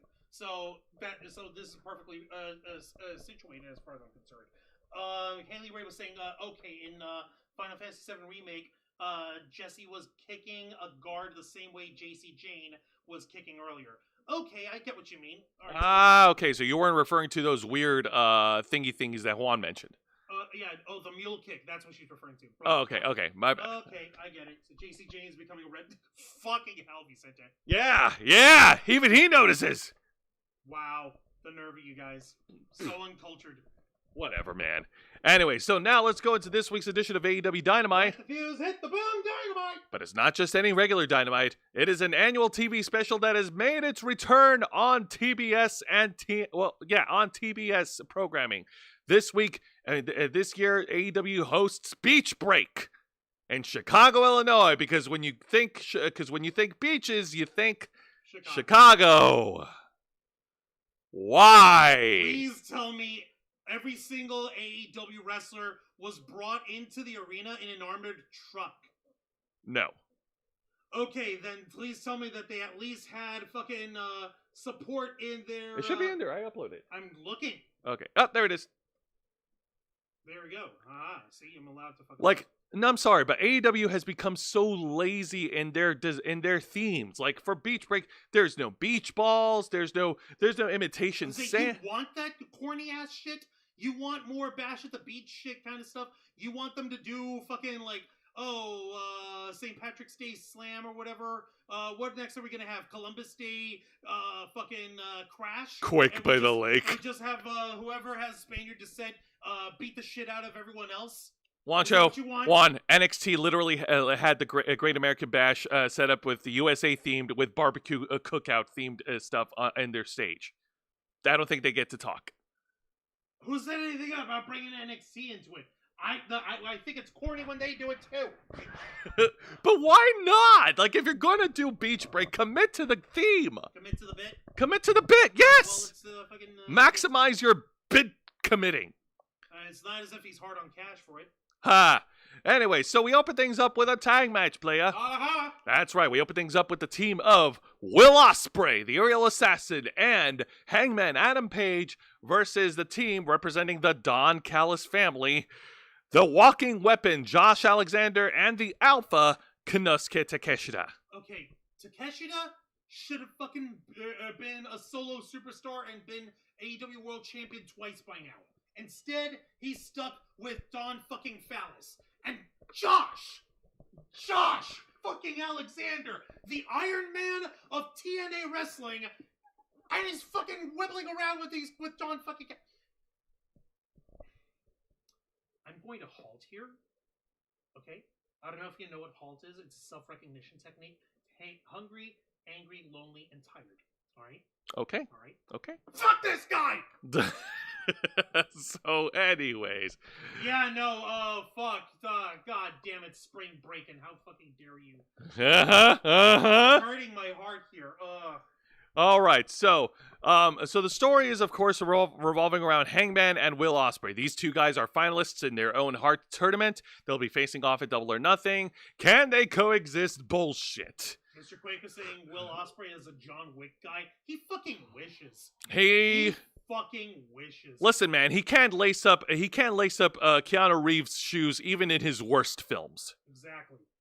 Like fucking Keanu Reeves' performance in the Day the Earth Stood Still is better than Will Ospreay. Ow. Vicente, Chicago not only AEW Dynamite filmed there this week, but also home to Lex Luger and the Road Warriors. Yay! Yay! Anyway, so tell us about the match. All right, tag team action here. Here we go. So Will Ospreay, of course, has great spots with Konosuke Takeshita. Some nonstop high flying action between these two. Hangman and Page, of course, he also gets a hot tag, and the action also spills over at ringside. Hangman and Page brawls with Konosuke Takeshita. Meanwhile, Will Ospreay and Josh Alexander renew their rivalry from back in TNA and start fighting against each other. Wait, when would they have a fucking rivalry in TNA? Yeah, we talked about it. Really? Well, this was like last year, like early 2024. Yeah, back when, they were getting off the ground as TNA again. Okay. Yeah, no. Will Ospreay's had a cup of coffee over at TNA, so let's not forget that. It's okay. But anyhow, so the action continues, and I'm so disappointed because I don't see any of the hallmark spots from Josh Alexander. I don't see the multiple German suplexes. I don't see his ankle lock attempts. And as a fan of the walking weapon, I am disappointed that they had to nerf. That they powered down Josh Alexander just for this tag match. God damn it! It's really fucking disappointing to see this, but I'll continue on. There was a moment near the end of the match where Will Ospreay, he tries to go for a running hit like a hidden blade. Takeshita dodges. He almost hits Hangman. He slides and just goes point blank at Hangman, and Hangman gives him like this dead stare, like, "Bitch, were you gonna hit me? Were you gonna hit me?" And then Will Ospreay just looks at him like, "Ooh, that was so close. So close." Yeah. No. Thankfully, the team did not dissolve and fought each other. Instead, they worked as a unit. They were able to isolate Josh Alexander on his own. What's his face? But Will Ospreay hits his hidden blade on Josh Alexander, and the Hangman Adam Page closes it off, hitting the buckshot lariat on Josh to pin and win. It sucks that the walking weapon had to eat the pinfall. Why? Why? I would have actually been alright if Takeshita, who has been completely devalued by the AEW at this point, where you can't take him seriously as like a fucking heavyweight threat anymore. But why Josh? Oh, I get it, because AEW is the land of the midget, so we can't have Josh Alexander seem like he's competent. Fucking, they better be paying him out the nose. Your winners, Hangman Adam Page and Will Ostrich. Yeah, good for them. But now let's get to the exciting match, because the women of AEW now take center stage, and it is another AEW Women's World Championship Eliminator 4-way as the AEW Women's World Champion, Timeless Toni Storm, goes up against Mina Shirakawa, Azumi, that's how it's pronounced, not AZM, who, by the way, is the New Japan Pro Wrestling Strong Women's Champion, dethroned Mercedes Moné. Oh, good! God almighty, I'm guessing Mercedes Money is tired of getting stopped over a baggage check. Wait, hang on a minute, there's an asterisk to that title win. It was a triple threat match, and she pinned another girl, protecting Moné from a pinfall. Cut it out! And, of course, the fourth participant is the returning Sky Blue. Where the hell has she been? She's been sidelined for over a year with a torn ACL and a torn MCL.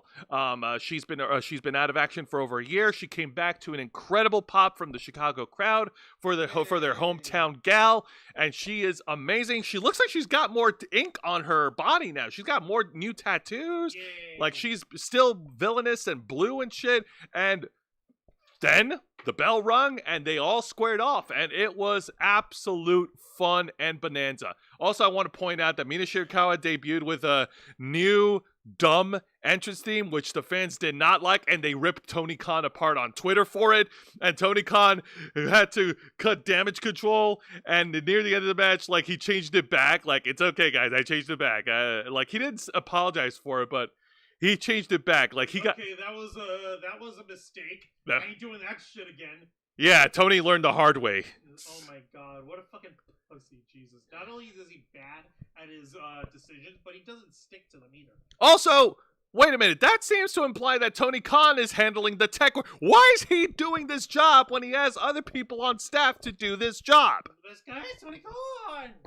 Anyway, so Tony Khan's incompetence notwithstanding. Lisa Boo's in the chat. Hey up, Lisa Boo. Welcome to Wrestle Rewind. We appreciate you joining us tonight. Yay! I can't stay, but much love. Well, that's okay. Lisa Boo, watch us on the replay and comment on our videos, please. It definitely helps us in the realm of YouTube to fight against the other YouTube titans. Exactly. we appreciate you joining in, and we appreciate you letting us know that you were watching in spirit, and then you're free to check us out on the replay at your leisure.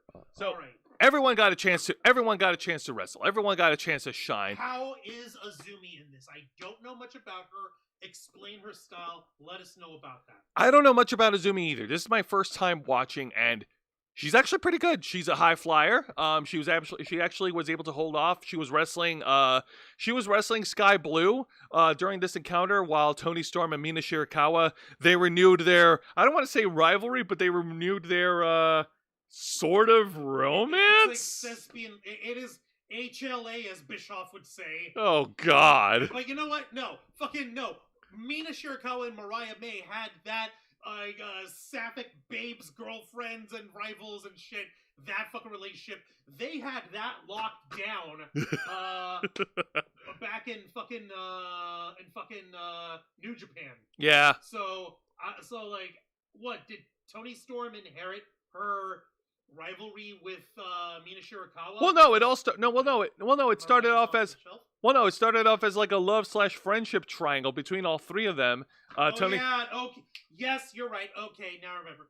And at the end of it all, they had a three-way romp or something. I don't fucking know. Yeah, it was funny. You know what? Yeah. Fucking, you know what? You gonna believe it? All together now. Lesbians! Anyways, so, near the end of the match, Sky Blue was able to hit a comeback. She hits her code blue on Mina Shirakawa. She hits her code blue on Azumi. Then Timeless Toni Storm cuts off Sky Blue and hits her with the Storm Zero. She goes for the pin, but Mina Shirakawa was able to break up the pinfall. Mina Shirakawa hits her own finishing move on Toni Storm to pin the champion and win the Eliminator. Your winner, Mina Shirakawa, and they played the correct entrance theme. That's right, Tony Khan. You learned your place, you Jacksonville Dixie fuck. Good, but some of my shit's actually rubbing off on you properly. Also, Toni Storm will be defending the AEW Women's World Title against Mina Shirakawa at Double or Nothing. Yay! I expect- It's the month. I can't go. I expect this to end. Well, it's over in Phoenix. I know. I still can't go. Who the fuck wants to go to Phoenix? Maybe I do. You don't think about that, do you? Why? So you could get hot and dry over there? Maybe. Sheesh. You don't know the things I want. You don't know the things I do on my spare time. Because I have no spare time. So I have no life. In the chat, Vicente Guerrero was over here saying, only reason I could guess for the champion being in a title eliminator was Tony thinking she needed this for when she does lose the title. Maybe? Maybe. I can see that, and I understand the logic behind that.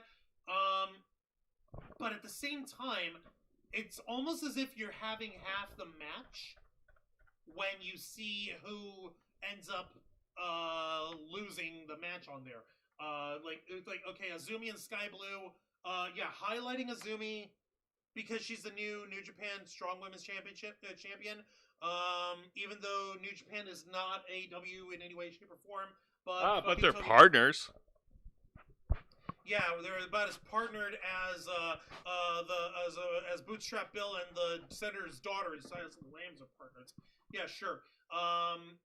Great comeback for Sky Blue. Buffalo Bill. To hear that she's doing all right. That she's doing better. And glad to see more of Sky Blue. I want to see more of her in action, and I do want to see more of Mina Shirakawa. And for once, it's not just because of her massive, awesome boobalas. It's because she is an excellent athlete. Also, speaking of Azumi, after the match, as Azumi was making her way off the stage, she was attacked from behind from Mercedes Moné. Mercedes Moné is not happy losing the championship to Azumi and locks in the bank statement. And then Mercedes was attacked by Jamie Hayter, her opponent, at Double or Nothing, who locks in the crossface onto Mercedes Moné, sending that bitch running. Yay! Yes. Yay! My preference would be if Mercedes money wasn't even involved, but that's just my fucking bit. It's okay. It's okay. Because She lost one of the belts, one down, 3 more to go. I think. Is it 3 or 2? I can't keep count with her these days. My, no, how many championships? How many titles? Okay, fine. Does Mercedes have? Does Mercedes Moné have? Oh my. Jesus fucking Christ. Holds 3 championships: the TBS World Title, the Rev Pro Undisputed British Women's Championship, and the New Japan Strong Women's Championship. She previously held it, but it was won by Resurgence. Wait, so she's only got 2 belts now? Yes. Okay. Then fucking... Including a 4th that was not actively defended in the promotion. I don't even know what the 4th one was. What other 4th championship? What the fuck? Like, I actually wanted to know what that fucking other one was. I don't know. Well, but she lost 1 belt. 1 belt down. We'll got to take 3 more off her so that she could stop being the champion of everything. Yeah, that's not going to happen. All she has to do is wink at Tony Khan and he'll throw more belts her way. Ugh. Anyways, now let's get to the exciting segment. And this is something that AEW did right. And they actually paid a well-deserved tribute to one of the fallen hardcore icons in the wrestling industry. He never wrestled for AEW ever. But he did show up at that one time. But he never wrestled for AEW ever. Yeah, let me continue, please. This is actually serious. I know he didn't wrestle. Okay. Yes, Juan, he never wrestled. We all know he never wrestled. You don't need to repeat that. Sure I do. So they showed a tribute video of Sabu, and they let's give him the proper fucking introduction. The homicidal, suicidal, genocidal, death-defying Sabu. They played a video package of. Put the stank on it. They played a video package highlighting all of his matches from Japan, some of the matches that they could get away with from ECW, and they even at one point cut to the commentary team where his friend and longtime ECW rival Taz had a few choice words to say about him, and he said, and he spoke very well. He said that behind the scenes, outside the ring, outside the cameras, he's a really nice guy. Everyone loved him. He was loved by everybody. He was sad to see that he was taken from them, and Taz was crying. This is legit. He was legit crying and sad about the loss of Sabu, and this is a very fucking past at 60, man. We don't know what it could have been like. You were over here mentioning to me how there was who was it who said it? It was RVD who told him, or Joey Janela. Joey Janela. Yeah, right. Because Joey Janela was Sabu's final match, and he said that Sabu was high as a kite off of Kratom. Because by the way, folks, Kratom is another naturally occurring like psychotropic herbs that's used in medications, and that's used sort of similar to marijuana, which is not illegal, apparently. No, it is not illegal. It can be addictive, but at the same time, it has the properties of helping people who are like painkiller addicts and like opiate addicted. It helps them in terms of withdrawal in order to be able to get clean. So if you're using that stuff correctly, just like in any other medication, just like in any other drug, it will work out fine. But apparently Joey Janela was saying that, yeah, no, Sabu was loaded on Kratom the day they had their match. I don't know why he would mention it that way. Was he trying to imply that the Kratom killed him or whatever, which it doesn't? I don't fucking know what Joey Janela was trying to do. I don't fucking take that idiot seriously. I really hope he wasn't trying to shit on Sabu with that, but truthfully, But thankfully, AEW did not do anything to shit on Sabu in this segment. This was important, and I'm glad they gave the mic time to Taz, because Taz is the only one who could say anything compelling, anything thoughtful about his longtime friend and rival. Wrong thing. No, you're fine. You're okay. Hey, man, we all get ahead sometimes. I wasn't trying to get ahead. I was actually trying to go back. Yeah, I know. Like that. But yes, I'm glad they did it right. And it sucks that he was taken from us at the age of 60. And there's no other way for me to say this. The homicidal, suicidal, genocidal, death-defying Sabu, a.k.a. Terry Brunk, you will be sorely missed. Shall we hit our 10-bell salute from here? Yes. Okay.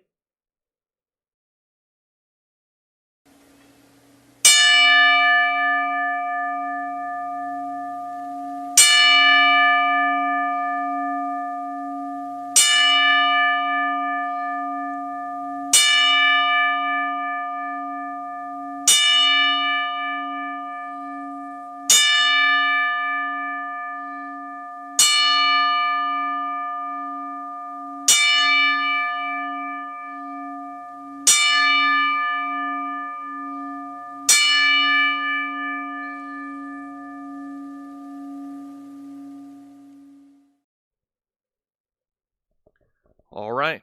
Well, Thank you very much. thank you very much. Let's go ahead and continue on with the review. Vicente Guerrero is saying, being in Arizona does suck. Yes, so hot as fuck. Like Texas, 113 degrees. I loved... Oh. Sorry about that. Let me finish over here. Go ahead. I love Taz removing the sunglasses while he was tearing up talking about Sabu. I like GCW, but if they gave Sabu that cretin just to have him work the match, it was a huge fuck up, according to Vicente Guerrero. Kratom. Kratom, yeah. No, I really don't think that's what was end up happening. I'm pretty certain it was something that Sabu had already been doing on his own in order to try and just live. But that's my thought over here. And yeah, seriously, they better not be like they better not have been a bit about it. If Vicente also saying if that argument fight had turned into a fight, Enzo Amore would have kicked Joey Janela's ass. Let's not bring in Mr. Consensual Penis into the discussion, shall we? Sure, good point. Now let's talk about the match of the night, and this is a one-on-one match. Ricochet goes up against the one-legged wonder Zach Gowen. All right, and this was the one that I had mentioned earlier today when we were talking about Miles Bourne of the No Quarter Catch Crew. You were saying how you didn't want to be rewarded just for having a disability or whatever. And yeah, I'm honestly surprised that Zach Gowen kept up wrestling this whole time. I know that he hasn't been in like spotlights or anything like that, but fuck yeah, the one-legged wonder. I am not above cheering for this guy because fuck yeah, and anything to shut Ricochet's mouth up because Jesus Christ. Yeah, well, here's the thing. On an episode of Collision last week, Ricochet, he got on the mic, and Zach Gowen was in attendance as a fan, and Ricochet was beating up someone on someone in the audience section. I think it was a friend of Zach Gowen's, and Zach came up to fight Ricochet, and Ricochet got the better of Zach Gowen and stole his prosthetic leg. The fuck? Ricochet came down to the ring first, and he was parading around it like the leg is like his own personal trophy. Like, yeah, this leg is mine. He was using it like a scepter. Isn't he coming out now with like a fucking giant ass stupid looking cape? Yeah. Like he's pretending to be like King of the Ring, King Booker style fucking cape, and that's his royal scepter. Is Zach Gowen's fucking prosthetic leg? Pretty much. Oh my god. Fuck you, Ricochet. Fuck you, Ricochet, indeed. And I don't know, man. Like, I've tried to get into the match. I really did. It's just, I don't know. Like, it just, why is Ricochet feuding with Zach Gowen? Like, I just don't understand. It feels like Ricochet is lost in storyline limbo, and they got to give him something to do. I know something he can do. Leave. But he just got there! So? Anyways, I did try to get into the match. I just couldn't. Not because I don't like the angle, not because I don't like Zach Gowen. I do like Zach Gowen. It just feels like Ricochet. Even Ricochet is an actual wrestler. That's not even the issue. That's not even the issue of why we're not down with Ricochet. We're talking about him making his fucking online bullshit and him being terminally on Twitter being his personality in real life, and that's depressing as hell as far as I'm concerned. Now, near the end of the match, Zach Gowen was able to hit a comeback on Ricochet, and he hit an incredible like single leg drop kicks. He was able to take down Ricochet. He tried to go to the top rope and hit his patented moonsault, but Ricochet got the knees up in time, and then Ricochet then hit his finishing move to pin Zach Gowen in the middle of the ring, and I think that match would have been a little bit better. I think like it wouldn't hurt Ricochet to lose to Zach Gowen, in my opinion. It would be a nice fucking way of like, haha, the bad guy ate the fucking pin this week, yay! And Zach Gowen gets his leg back. Like there was even a fucking point where in the middle of the match, Ricochet wanted to try to use Zach Gowen's leg as a weapon. And fucking missed it, and Zach Gowen turned it around and managed to clock what's-his-face in the Ricochet in the face with his leg, and just the thing is that when he tried to hide his leg in order to try to grab the pin, he sort of just scooted it aside, where all a referee would have to do is sort of peek their head right above Ricochet's body to see the leg and make an inference from there, but that's not but that's not how refereeing works. I digress. Yeah, I know. But then after the match, Ricochet has to lay in a beatdown on Zach Gowen using the leg, and then out comes Mark Briscoe to save Zach Gowen. Who's that boy? What do you want out of him? Well, yeah, but now Ricochet's feuding with Mark Briscoe, the guy who was just recently who was still wrestling in Ring of Honor. Oh no! Are they gonna send Ricochet to Ring of Honor? That's progress. I called this. I called it. I hate saying it, but I tweeted about it on Twitter and be like, "Oh, great! So how long before he wrestles?" Oh no! He's already on Collision. That's barely being watched because AEW doesn't know how to do promotion properly, and Warner Brothers Discovery doesn't know how to. TNT doesn't give a shit about AEW enough to promote them. So, fuck. And at the same time, going to Ring of Honor would be insane because you could have the best matches of all time. You could have the most exciting and the most innovative professional wrestling that you could ever watch, ever in the history of ever. But if you're not on TV, who's watching and who cares? Exactly. Also, imagine like Ricochet going from feuding with Swerve to challenging for the international title, and now to just being in storyline limbo. Like last week, he was teaming with the Elite. I know it was a one night only thing, but still. Haley Ray was saying that ding was timed when my Chromebook went off.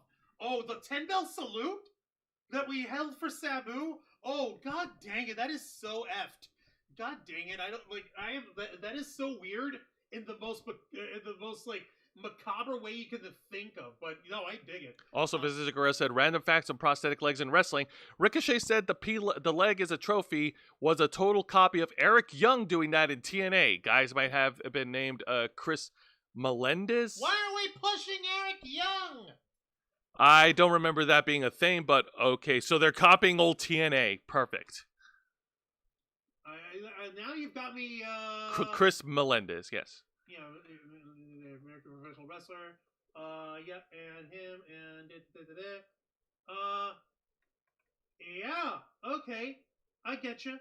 Okay, yeah, now I see Chris Melendez. Yeah, and you were correct on that.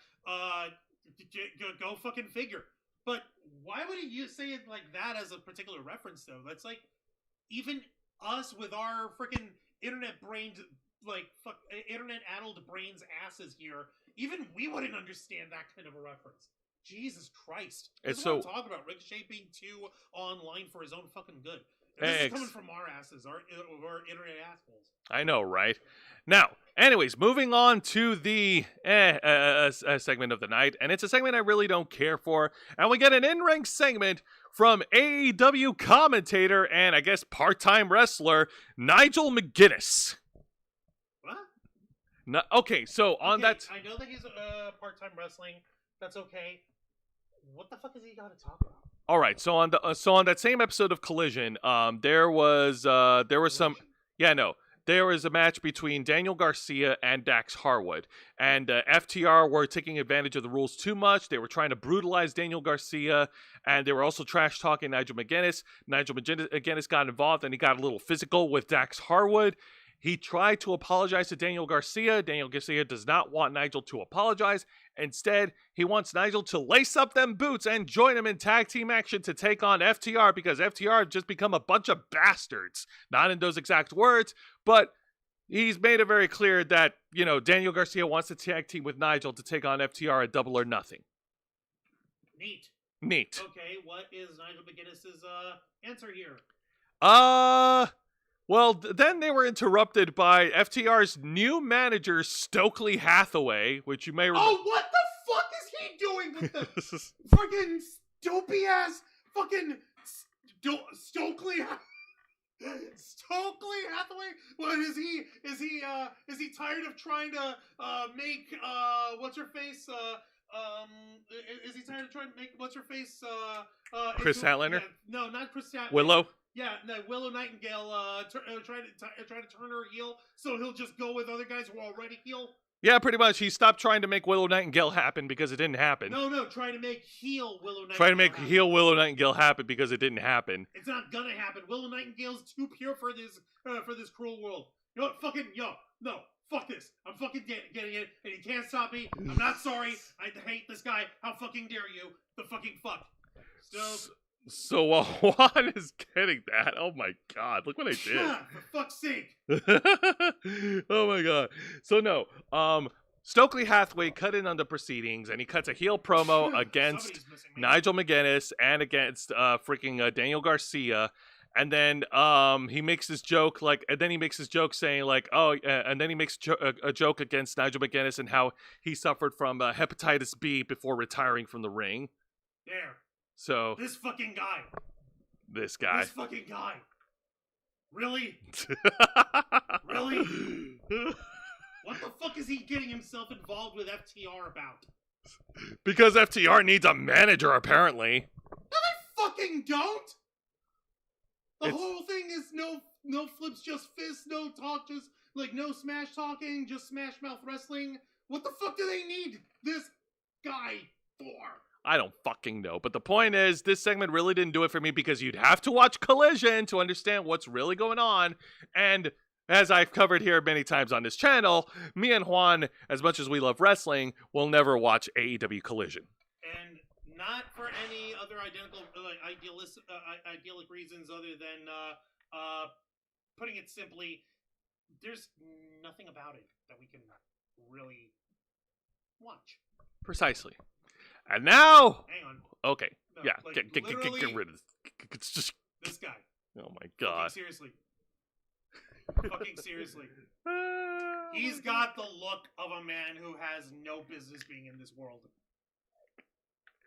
By which I mean of AEW. Like, what the fuck have they done to Stokely Hathaway? The poor fuck. All right. So now we get to the main event. Here we go. Oh, Lord help me. And this match is for the AEW World Championship, and it is being contested inside a solid steel cage. A salad steel cage. No, we're not. It's not a salad cage. A solid steel cage. Oh boy, here we go. I'm gonna wait. Yeah, because this graphic is gigantic. What the fuck? I got it straight from Twitter. Yeah, well, fucking Twitter. Get your shit straight, people. As the defending champion, the leader of the Death Riders, Jon Moxley, puts his title on the line against the leader of the Ops, 1/3 of the AEW World Trios champions, Samoa Joe. All right, well, you know who we are definitely rooting for. I'll give you a hint. It's not the white guy. Putting it simply, Joe's gonna kill you. All right, can these guys make a steel cage match not be shit? I know Samoa Joe can. I know that if Jon Moxley actually puts his ass into it, that he can. Let's see how this turns out in an AEW environment. All right, so first of all, they've got bodies over at ringside. Jon Moxley has the Death Riders at ringside. Did you call him Don Moxley? Jon Moxley, sorry. Yeah, he's got Claudio Castagnoli, Wheeler Yuta, and Marina Shafir ringside. Whereas Samoa Joe has Powerhouse Hobbs at ringside to offer some muscle and backup just in case any shit happens. In the chat, real quick, Vicente was also saying, in 1996, right before going to WCW in Kevin Nash's last WWF match, Mad Dog Vachon was at ringside. Nash ripped Mad Dog's prosthetic leg off and then beat on Shawn Michaels with it. Oh my god! I did not know this. I didn't know this. Bloodthirsty as Mad Dog was during his prime in the 60s and 70s, he'd have to be totally down for that angle. Yeah. No, he would have to be like, yeah, no, that'd be fucking fine. I love that. Let's see. Yes. Wait. Mr. Quake thinks that Stokely Hathaway is better than Prince Nana? Oh, no. No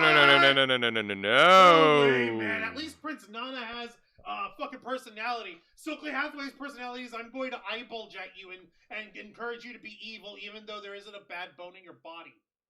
Fucking hell. He hitched his wagon to the wrong horse there in the form of trying to turn Willow Nightingale heel. And Vicente also mentioned that we would definitely watch AEW Collision over IWA Deep South. Sadly, yes, we would. Yes, we would. You would, because, like, hey, like, we might not have a high opinion of how Tony Khan runs AEW, but we do have standards. Now, speaking of wrestling here, there is no technical finesse to find in any of this. It's a brutal steel cage wet match. These two fought like hell, utilizing the cage as a weapon of its own.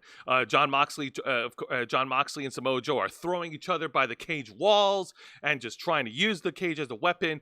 Samoa Joe was able to hit Moxley face first into the cage, and Moxley's the first guy to get busted open. Big shock.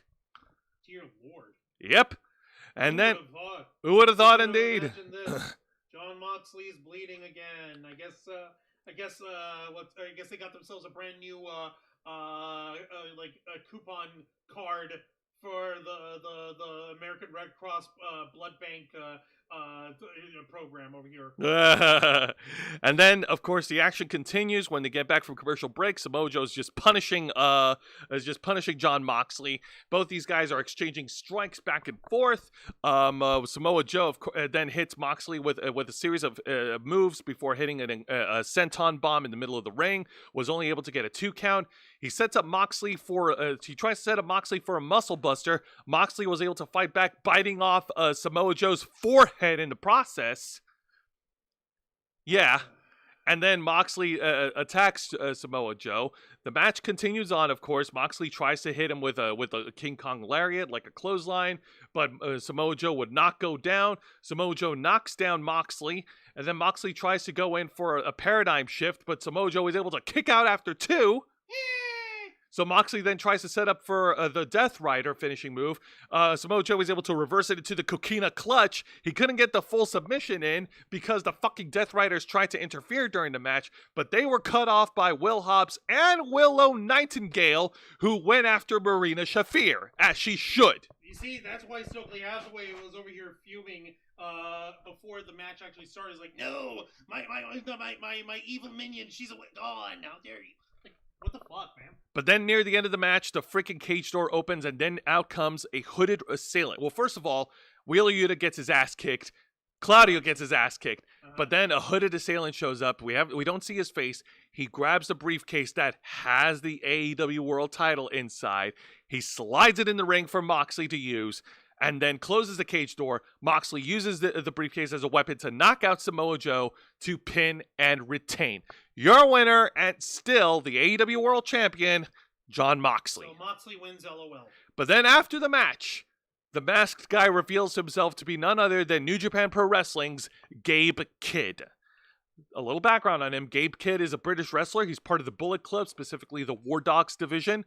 He was a former New Japan Pro Wrestling Strong Openweight champion, and he last wrestled against Kenny Omega in an incredible match at this year's Wrestle Kingdom. What?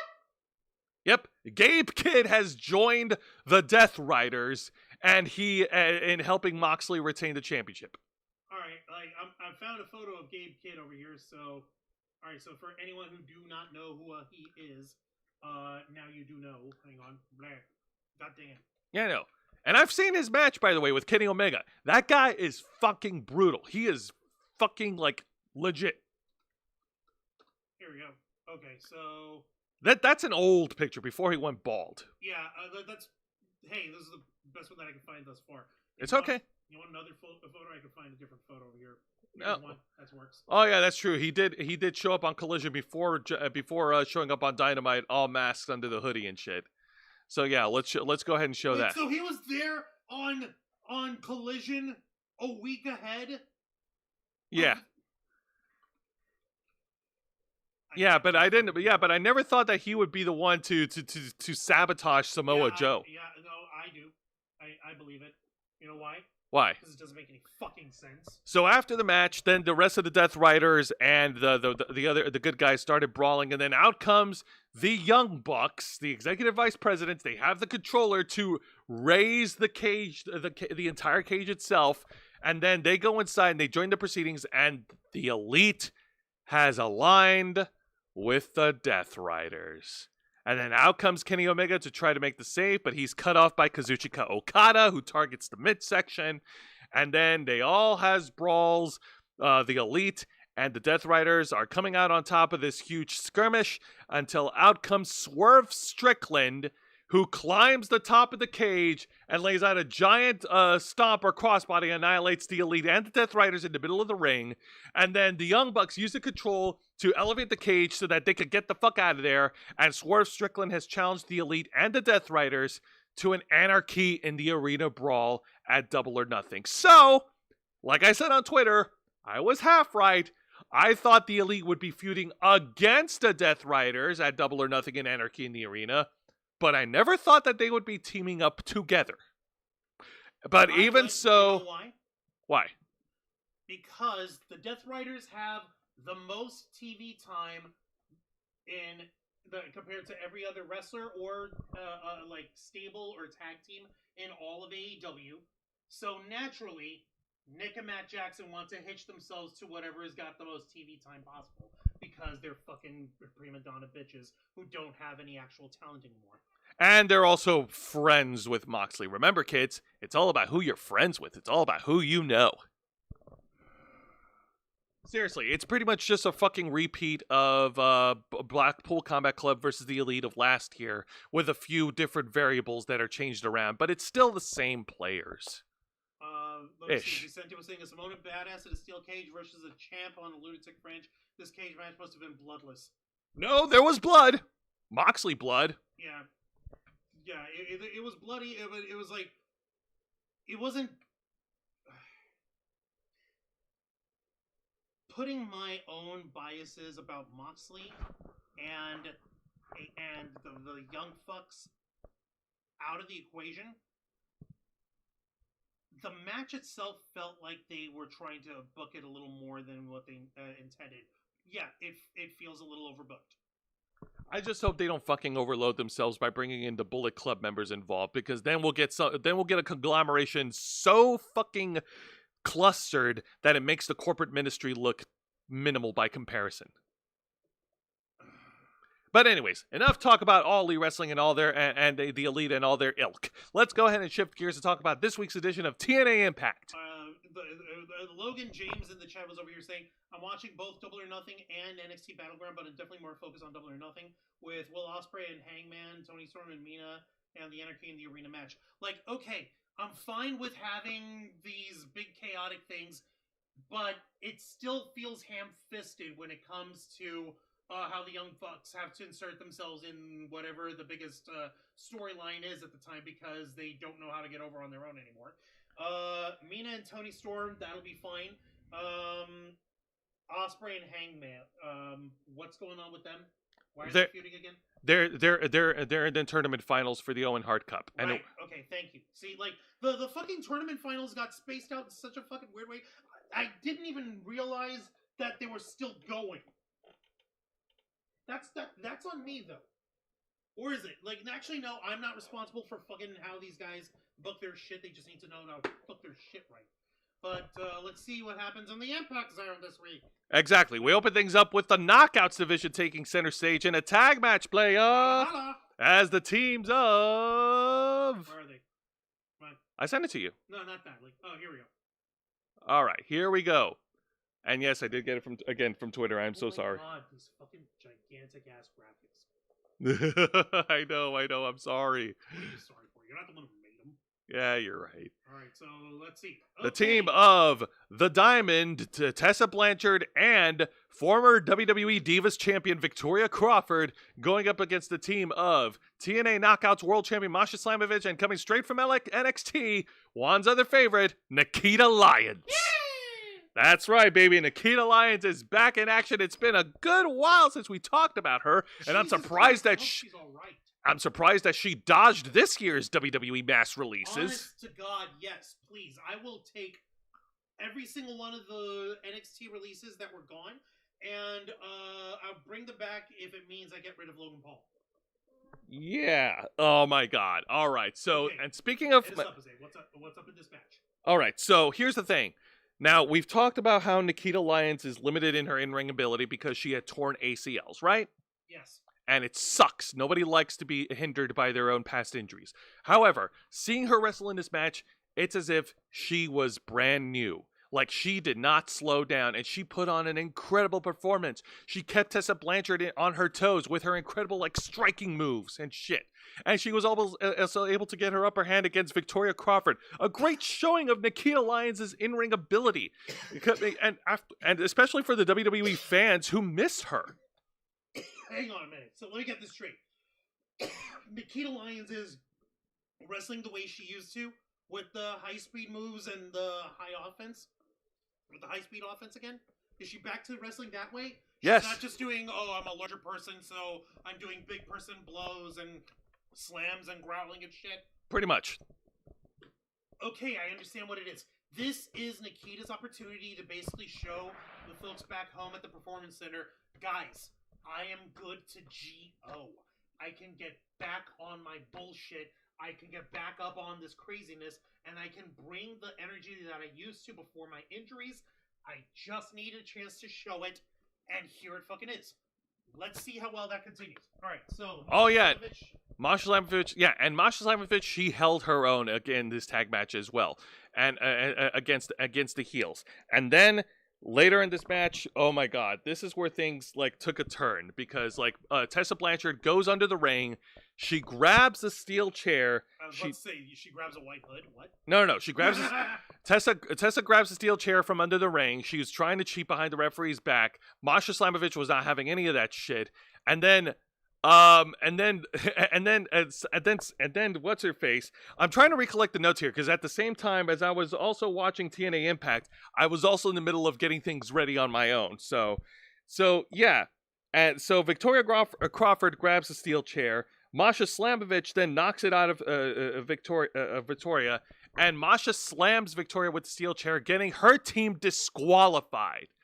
Nice going, Masha. But don't worry, because out comes the TNA Director of Authority, Santino Marella, to show up and reverse the decision to declare the match to continue. But then out comes the Deputy Director from NXT, Robert Stone, to countermand. What the fuck is he reversing the reversal? He's countermanding Santino's decision and makes it final that the winner by disqualification in this tag match is Tessa Blanchard and Victoria Crawford. Oh, what the fuck? Who the fuck? What the? No, please, let this end in a thing.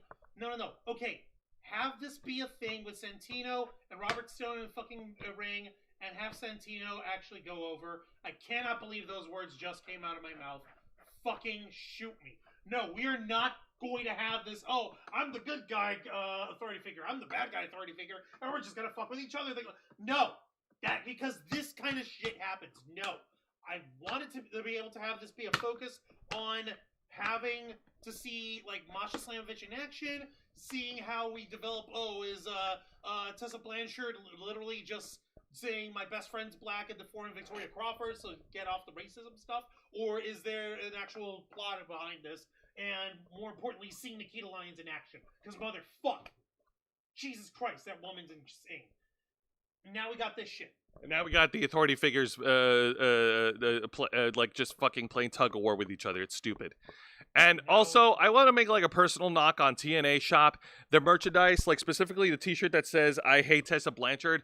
Buddy, no one's going to buy that shirt. Nobody hates Tessa Blanchard, the character. They hate her as a person. Even if the accusations about her being racist are not true, she has not done anything to show any sort of contrition in any fucking way. Guys, read the fucking room. Yeah, you might want to rethink about your merchandising ideas there. But regardless, let's go ahead and get to the exciting match of the night. And it is a fatal four-way match. And whoever wins will become the #1 contender for the TNA International Championship. And in this match, here are the participants from top left to bottom right. We have Juan's favorite, always ready, Matt Cardona. Yeah! You also have Mance Warner being accompanied by Steph DeLander. Fucking blink, dude.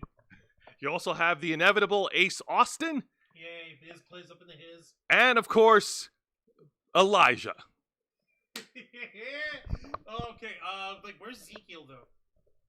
Juancho, Where's his brother? Listen, Juan, you I gotta... want to speak with Zeke. You're in denial. Zeke is gone. No, he's not gone. He's somewhere out there, wandering the world. God damn it. It's a long journey, but Juan's gonna get over it. Bullshit. You said to mixed reaction, Tessa winning is great, but Masha losing is total bullshit. Yeah. No, like, that's another fucking element to it. I want to be able to focus on the match, but then we got the crazy shit happening with the authority figure shit. Who the fuck made Robert Stone authority on anything?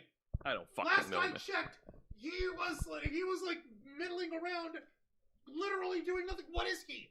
What is he a thing for? Why are we making Robert Stone a thing? Because we can't. Chelsea Green shed off as Robert Stone. Chelsea Green is greater than Robert Stone. Why are we making Robert Stone happen? It's never going to happen. I commend you for remembering that. Yeah, you're damn right I remember.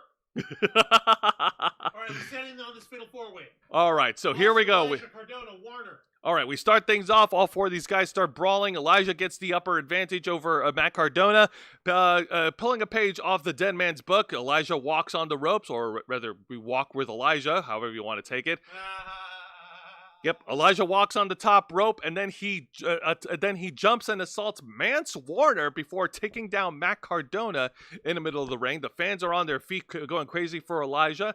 Ace Austin, of course, he's wrestling at a disadvantage because in a match before that, there was a tag match involving the Rascals versus the Good Hands. The Good Hands won, and Ace Austin and Mustafa Ali laid in a punishment on the Rascals, and then Ace Austin tried to confront Mustafa Ali backstage, but he was assaulted by the Good Hands, so he's wrestling hurt. Okay, god dang it, I hate when that happens. Yeah, but despite wrestling hurt, Ace Austin was able to pull through. You know, he is the underdog. He's the conquering hero who tries to fight. Inevitable. He's inevitable, or at least he's trying to be. And then during the match, because it's a fatal four-way and there's no disqualification, Steph DeLander goes under the ring, pulls out a steel chair. Matt Cardona's begging Steph to give it to him, like, come on, give me the chair. But no, Steph slides it to Mance Warner. Mance Warner tries to use the chair, but is cut off by Ace Austin. So we're not gonna have any of that bullshit. Yeah. Ace Austin, then Elijah then was able to hit a jumping knee onto Mance Warner, and then hits a tombstone pile driver on Mance Warner, and he collides Mance Warner's head first onto the steel chair as it was folded and set up. Ow! Ow, indeed. God damn. He tries to go for a pinfall, but Matt Cardona was able to break up the pin. And then Elijah hits the final cut on Matt Cardona, tries to go for a pinfall, but then Ace Austin breaks up the pin. Ace Austin was able to isolate Mance Warner in the middle of the ring. He tries to go for his finishing move, Matt Cardona, but then he was knocked out by Matt Cardona. Matt Cardona then reverses Elijah's move and hits the radio silence to pin and win. Your winner, always ready, Matt Cardona. Whoa, whoa, whoa! You know it. Okay, memories. No, seriously, I'm glad to see that Matt Cardona is back in championship pictures. I am always down with that. Yeah, of course, man, of course. Holy shit. Like, despite him being a heel, like, dude, he's an indie king for a reason. He's king of the indies. He's the indie god. He is the deathmatch king. The fact of the matter is he earned half of that shit, and he got all the blasted heel heat out of being, he's a Fed guy and he's trying to dominate the indies. How fucking dare! He's not trying. He did it. He did it. He did it well. Yeah, he did a good job. Actually, I do want to make a little bit of a correction on my review of the finish. It was Ace Austin who tried to go for his finishing move, the fold, but his midsection hurtiness got kicked in, and he was weakened just long enough for Matt Cardona to hit the radio silence on Ace Austin to pin and win. But regardless, Matt Cardona's the winner. Yay! All right, now let's go ahead and get to the exciting segment, and I can't believe these words are coming out of my mouth, but the exciting segment is actually coming from this awful talk segment of the First Class Penthouse, featuring AJ Francis and Casey Navarro, and their guest is O'Shea Jackson Jr. Okay, I know O'Shea Jackson Jr., but at the same time, what the fuck? Also, I didn't know that O'Shea Jackson Jr. was in the movie Straight Outta Compton. You didn't fucking know? Really? No, because I've never heard of O'Shea Jackson! Father, that's Ice Cube's son. Okay, fuck! Jesus! Pick up a book. So, before they introduced their guest, they were getting some heel heat. They were getting some heat from the Hollywood crowd because they're in Los Angeles, California. AJ Francis and Casey Navarro were taking shots at the crowd. And then when they introduced O'Shea Jackson came down there and he was like, he didn't take kindly to what AJ and Casey said about Los Angeles. He took umbrage to a lot of their comments. And then AJ Francis is like, hey, man, you stay on your lane. I don't tell you how to do your job in Hollywood, so don't tell me how to do my job. And they go back and forth until finally out comes Mike Santana, coming straight from the crowd to save O'Shea Jackson Jr. from a 2-on-1 assault. And he chases off Casey Navarro. Like, Casey Navarro, runs behind AJ Francis, and AJ Francis and Casey Navarro back away from Santana, and the whole segment ends with, O'Shea Jackson and Santana just being cool and all, and the fans love it. God damn. Like, I laughed. I thought it was funny because, O'Shea Jackson was, putting these guys on the spot, and yeah. Mike Santana, he's slowly but surely winning me over as a single star. For the longest time in his wrestling career, Mike Santana has always been defined as a tag team specialist, along with his tag partner Ortiz, before their unfortunate split up during their time in AEW. True, yeah, and I am really glad to see how well Santana's doing now that he's out of AEW for real. This is quite impressive of him. Exactly. Mr. Quick saying, I be Michael Jackson Jr. Oh my God. Jeez. If only, man, right? Oro Mensah needs to say, bro, Oro Mensah's gone. Oh yeah, Oro Mensah did get canned as part of the whole thing, didn't he? And I tried my best to be excited for this match. I really did, because I do like this storyline, but the finish felt so weird. Okay. Let me talk about it. So, Rosemary versus Zaya Brookside. Okay. That's right. Light versus dark. Knock it out, but goddamn. Light versus dark. Good versus evil. Nice versus naughty. And yeah, throwing whatever other puns you want with this crazy shit. Girl versus not so crazy girl. That's right. First, for the longest time, Rosemary, the demon assassin, had been trying to get Zaya Brookside to embrace her dark side, embrace her inner evil, turn over to dip your hands into the black pond and shit. And hang on a minute, Mr. Geek Me Out says, you watched the episode of Evolve on Tubi? What do you think of it? I haven't been keeping up with Evolve as of late. I've been falling behind, but so far I like their presentation of these new WWE developed wrestlers and wrestlers from the ID program. I like what they're doing. It is a great presentation for those wrestlers. Awesome. All right, so about this match, is it? So about this match, okay, so yeah, no, Zaya Brookside, so Rosemary, of course, toys with Zaya Brookside in the beginning of the match until Zaya Brookside had enough of this shit. These two girls start getting it in the ring.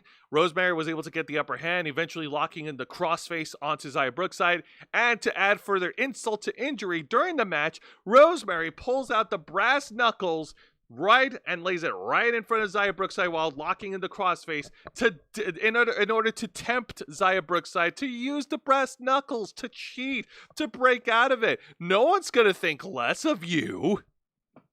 Just toying with her opponent. Wow, fucking really? Zaya Brookside, of course, chose not to do that, using her legs to break up the submission hold, and then she hits an incredible comeback. She hits a series of drop kicks. She hits her her running Meteora, which she calls the broken wings, which is cool. And then Zaya Brookside jabs, and then Rosemary jabs Zaya Brookside at the eye. And then she goes for the green mist, but was only able to get halfway because Zaya Brookside was able to cut off Rosemary by the throat. And then Rosemary gets over to the ring ropes to get away from Zaya Brookside, but Zaya Brookside continues the assault, and she is completely unhinged and has snapped. The referee tries to stop Zaya Brookside, but she wouldn't stop, so the referee calls off the match, and Rosemary wins by disqualification. And then out comes Ling Lee to save Zaya Brookside from Rosemary. And I don't know, this it's giving me Cody vibes here, cause the Cody's never turns heel. Cody never yeah, it's giving me those vibes. You're only getting that vibe because we got burned with that before, and while we understand why Cody didn't do it, that doesn't necessarily mean it was a smart or a logical storyline or business decision. In this instance, we're actually seeing this as a genesis for it and actually being brought out by a wrestler who's opposing her, by a heel no less.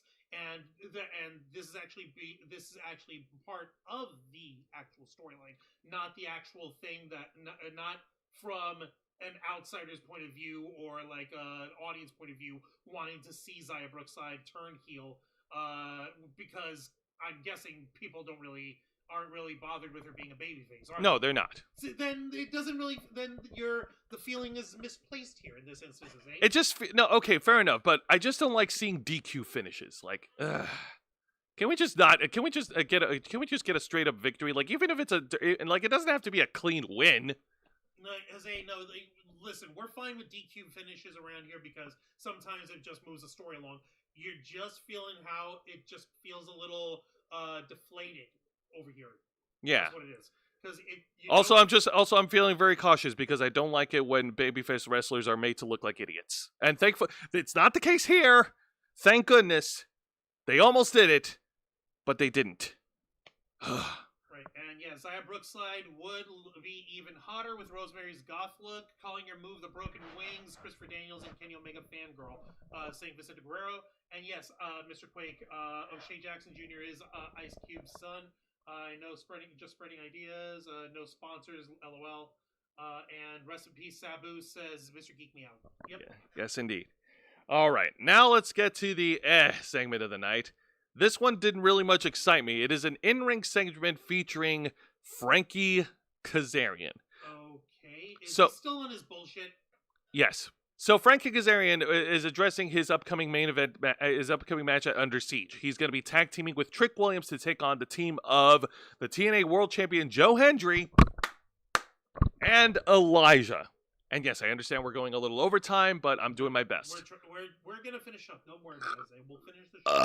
You don't have to speed yourself through it. Just go through. So Frankie Kazarian addresses his upcoming tag match, and he cuts a heel promo on Joe Hendry and Elijah, calling them out for being like a bunch of like entertainers who are so focused on being liked and shit. That they're not being respected, and that they're not proper champion material because they're being too pandery and shit. And they need to look out for themselves and that kind of yeah, that kind of shit that I've heard so many times. And then out comes Trick Williams to add a little bit of life to this segment. Oh yeah, Trick Willie.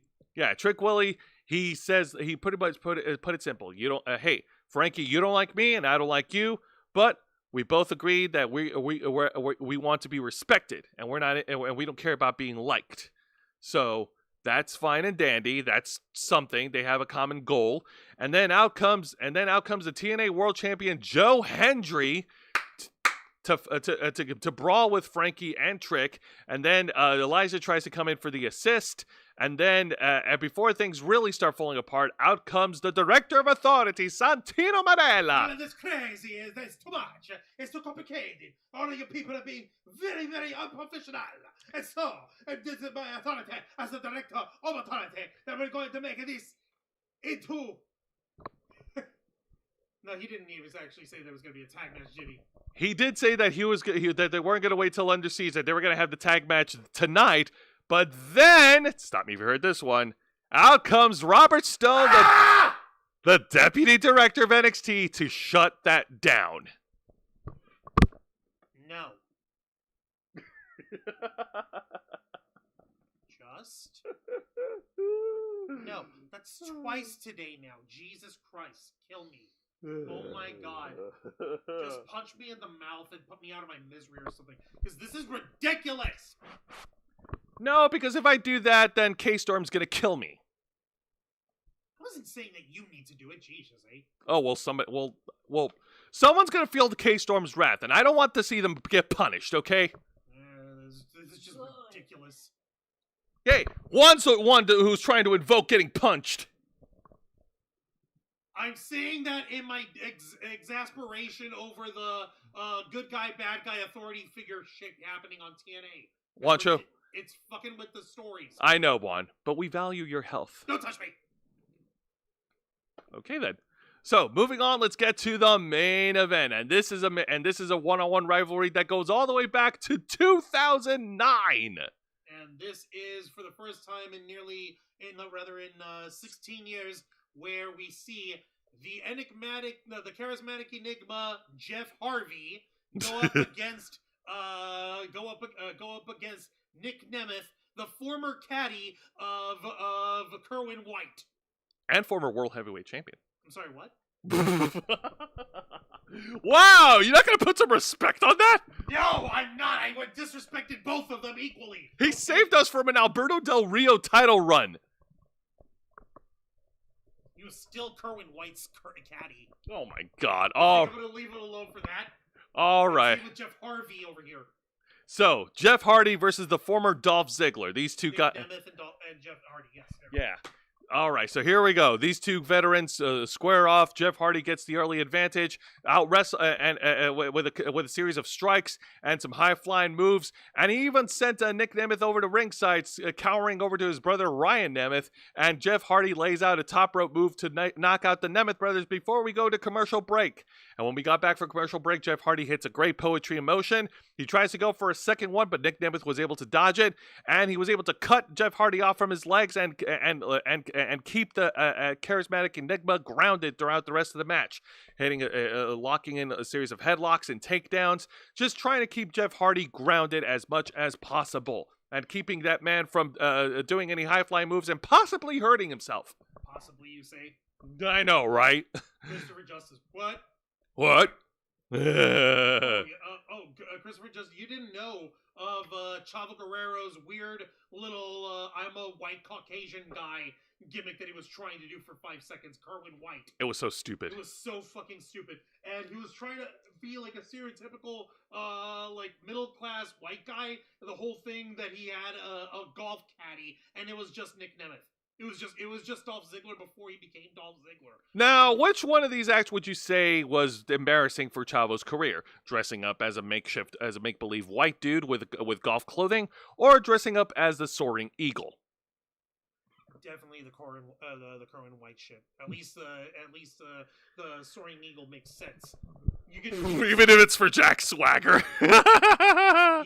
Okay. You know what? You even forgot. You didn't even mention how he was Jack Swagger's heater in the form of being the eagle. Yeah, being his personal eagle mascot. All right. So Jeff Hardy is able to hit a comeback. He knocks down Nick Nemeth with a couple of clotheslines. He then goes to the top rope, tries to hit a swanton bomb, but Nick Nemeth was able to get the knees up in time. Can you imagine your back colliding with the other person's knees? That's painful. Considering all the stuff that Jeff Hardy's gone through over the years, I'm honestly surprised. I would be surprised if he felt anything at all from that. Jeff Hardy tries to go for a twist of fate. I'm sorry. In Juan's words, the stunner version of Twist of Fate. No, it's not even a good stunner version. It's just a very lazy Twist of Fate.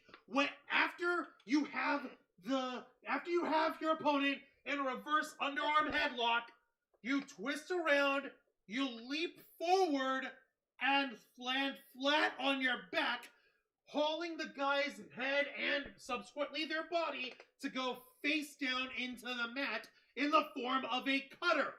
Jeff Harvey never lands flat on his back.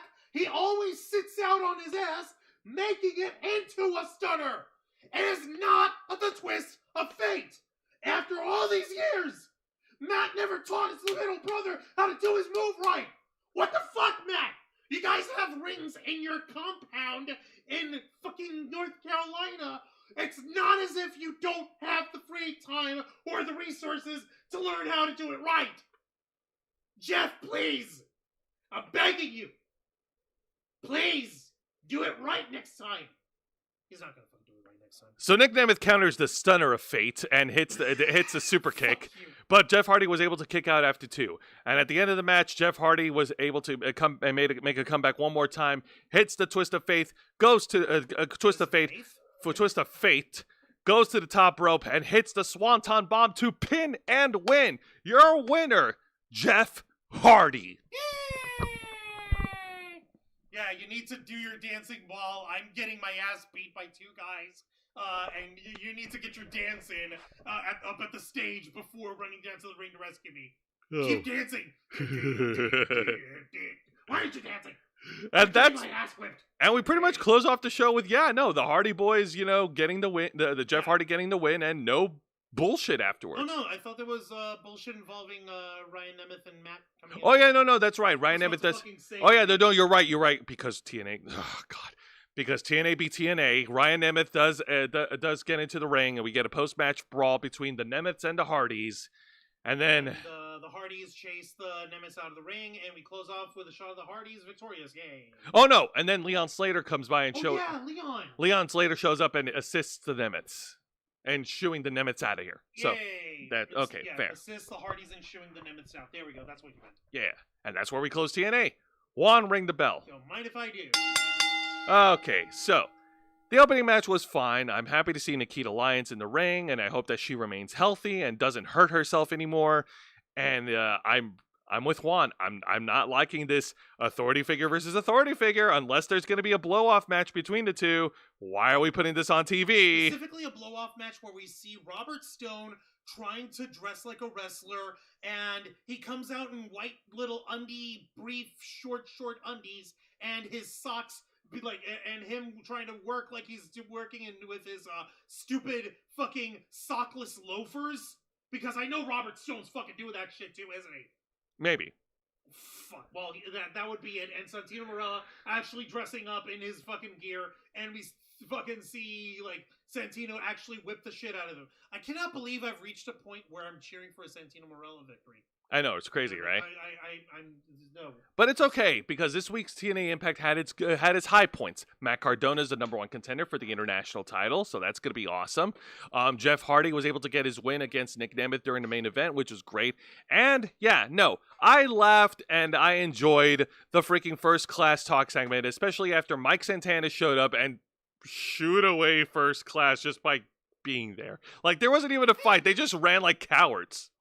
Like, what are you running away from? No, Santana, he wasn't even in the stage to beat them up or chase them. He was up in the stands with the crowd. He made his way down from the stands and eventually made it to the stage, and then they're like, nope, peacing out. They don't want none of that. That's even worse! They don't want none of that smoke. They don't want none of that smoke from Santana. Motherfuck. Exactly. Santa was saying, for stopping Alberto Del Rio's fuck-ups title run, that alone should have Nick Nemeth cage match rating go up 10 stars. True. But then again, Cage Match is a piss-poor excuse of a website when it comes to actual ratings and stuff, because there are nutballs in there. Yeah, no, but I don't take Cage Match seriously. But that being said, those are the high points of this week's TNA Impact. Now, AEW Dynamite Beach Break. Man, it is tough to see Josh Alexander be diminished into another member of the Don Callis family. Land of the midgets. So and eating a pinfall in the tag match. Yeah, in the land of the midgets of AEW, Josh Alexander, who's a proper heavyweight, a proper fucking skilled wrestler, a proper like blood and guts style MMA fighter style, hard smash mouth like wrestling type, is doomed to never prosper. So unless Tony Khan has a lobotomy and actually gets his brain set on straight, we're never going to see much happen with Josh Alexander in terms of proper professional wrestling matches or any proper prestige, which he has so rightfully earned over the years. Yeah, exactly. That's just me being bitter about Josh Alexander going. Dude, you're saying what I'm thinking. All right, man? I'm let down by this shit. I'm disappointed. Now, of course, Tony Storm and the Fatal 4-Way match was a lot of fun. I'm happy to see Sky Blue back in the ring once again. I hope she stays healthy. Seriously. Yeah, yes. No, Sky Blue is an excellent talent, and yeah, we want to see more of her. Yes. And, of course, we're expecting a lot of great hijinks from Mina Shirakawa and Tony Storm heading into Double or Nothing. The main event match, of course, and I got to give credit where credit is due, AEW did a good job in their tribute video to Sabu, and they did the right thing by letting the right person talk about him, and that was Taz, and no scripts, no gimmicks, straight up Taz just talking from the heart, and that's exactly what they needed. Of course, Jon Moxley winning the world title match in a steel cage was inevitable, and unnecessary. Get the belt off him already. Yeah. And then, of course, everything was to set up for anarchy in the arena between the conglomerated alliance between the Elite / Bullet Club / Death Riders against, I guess, Team AEW. Now, the only difference is we now roped Swerve and Speedball Mike Bailey into the mix. So, there's that. Man, like, okay. The problem is you've got ingredients for something that can be compelling, and you just, instead of spacing it out or having the stuff happen in a little bit more of an organized fashion, basically throw them all in together in Anarchy of the Arena and just hit the blender. It's a frappe. Listen. And hope that something good comes out. It's not the ingredients, it's how you combine them. Listen, the whole team versus team thing when they did the Stadium Stampede back in 2020, that was fun for a first year or two, but after a while, like, the novelty wears off. It's like having annual Hell in a Cell matches, or that's not how the shit rolls. Unless you're one of the sicko fans who enjoys that shit. Yeah, no, that's exactly what AEW is for the thicko. So he's literally booking to a minority, niche, to a niche audience. So go fucking figure. Now, this week's edition of NXT was pretty solid. I like what they're doing with Miles Bourne. They're setting him up as a legitimate contender for the NXT Championship. I also enjoyed the story with going on with Tony D'Angelo. Looked pretty real. Everything that they were doing, from him like getting into the car and getting into that safe house, and with the threat of Channing Lorenzo terrorizing Adriana Rizzo. That was that is actually surprising to me. Like, I'm not trying to say that in a bad way. That's so like, what the fuck?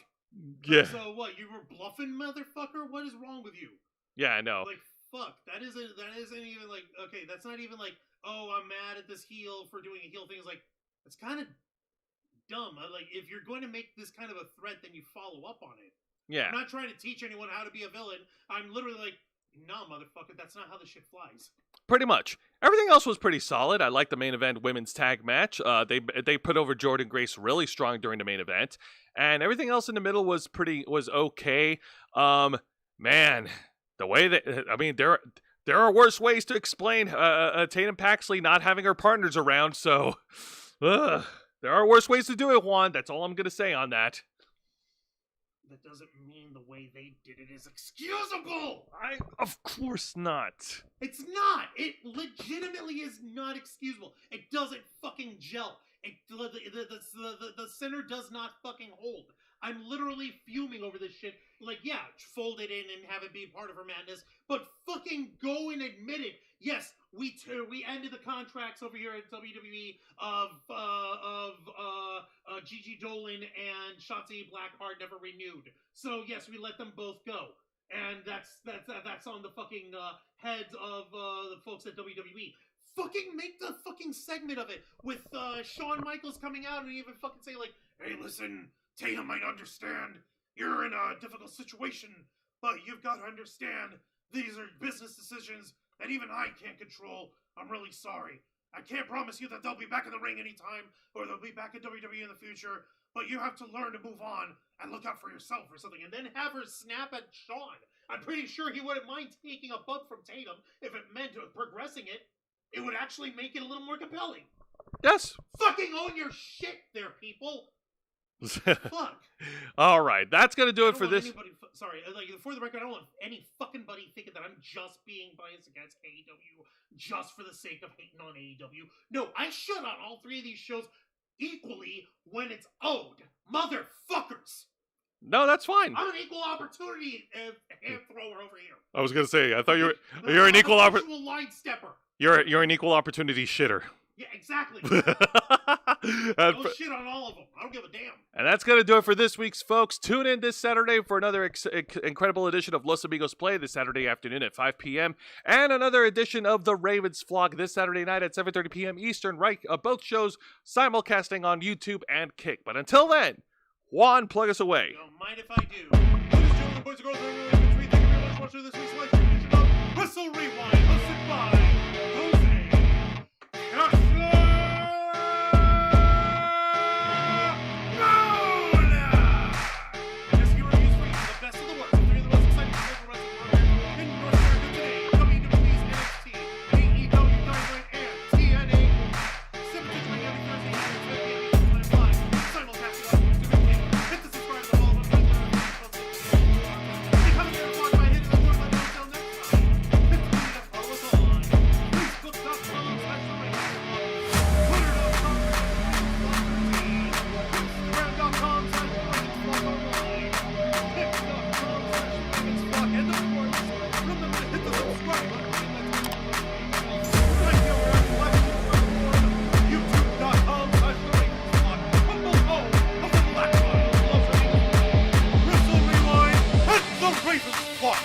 right, folks, thank you very much for tuning in to another exciting edition of Wrestle Rewind. For Mr. Juan Arouse, I'm Jose Casabona, and Chemical X forever. And we miss you. We're going to miss you, Sabu.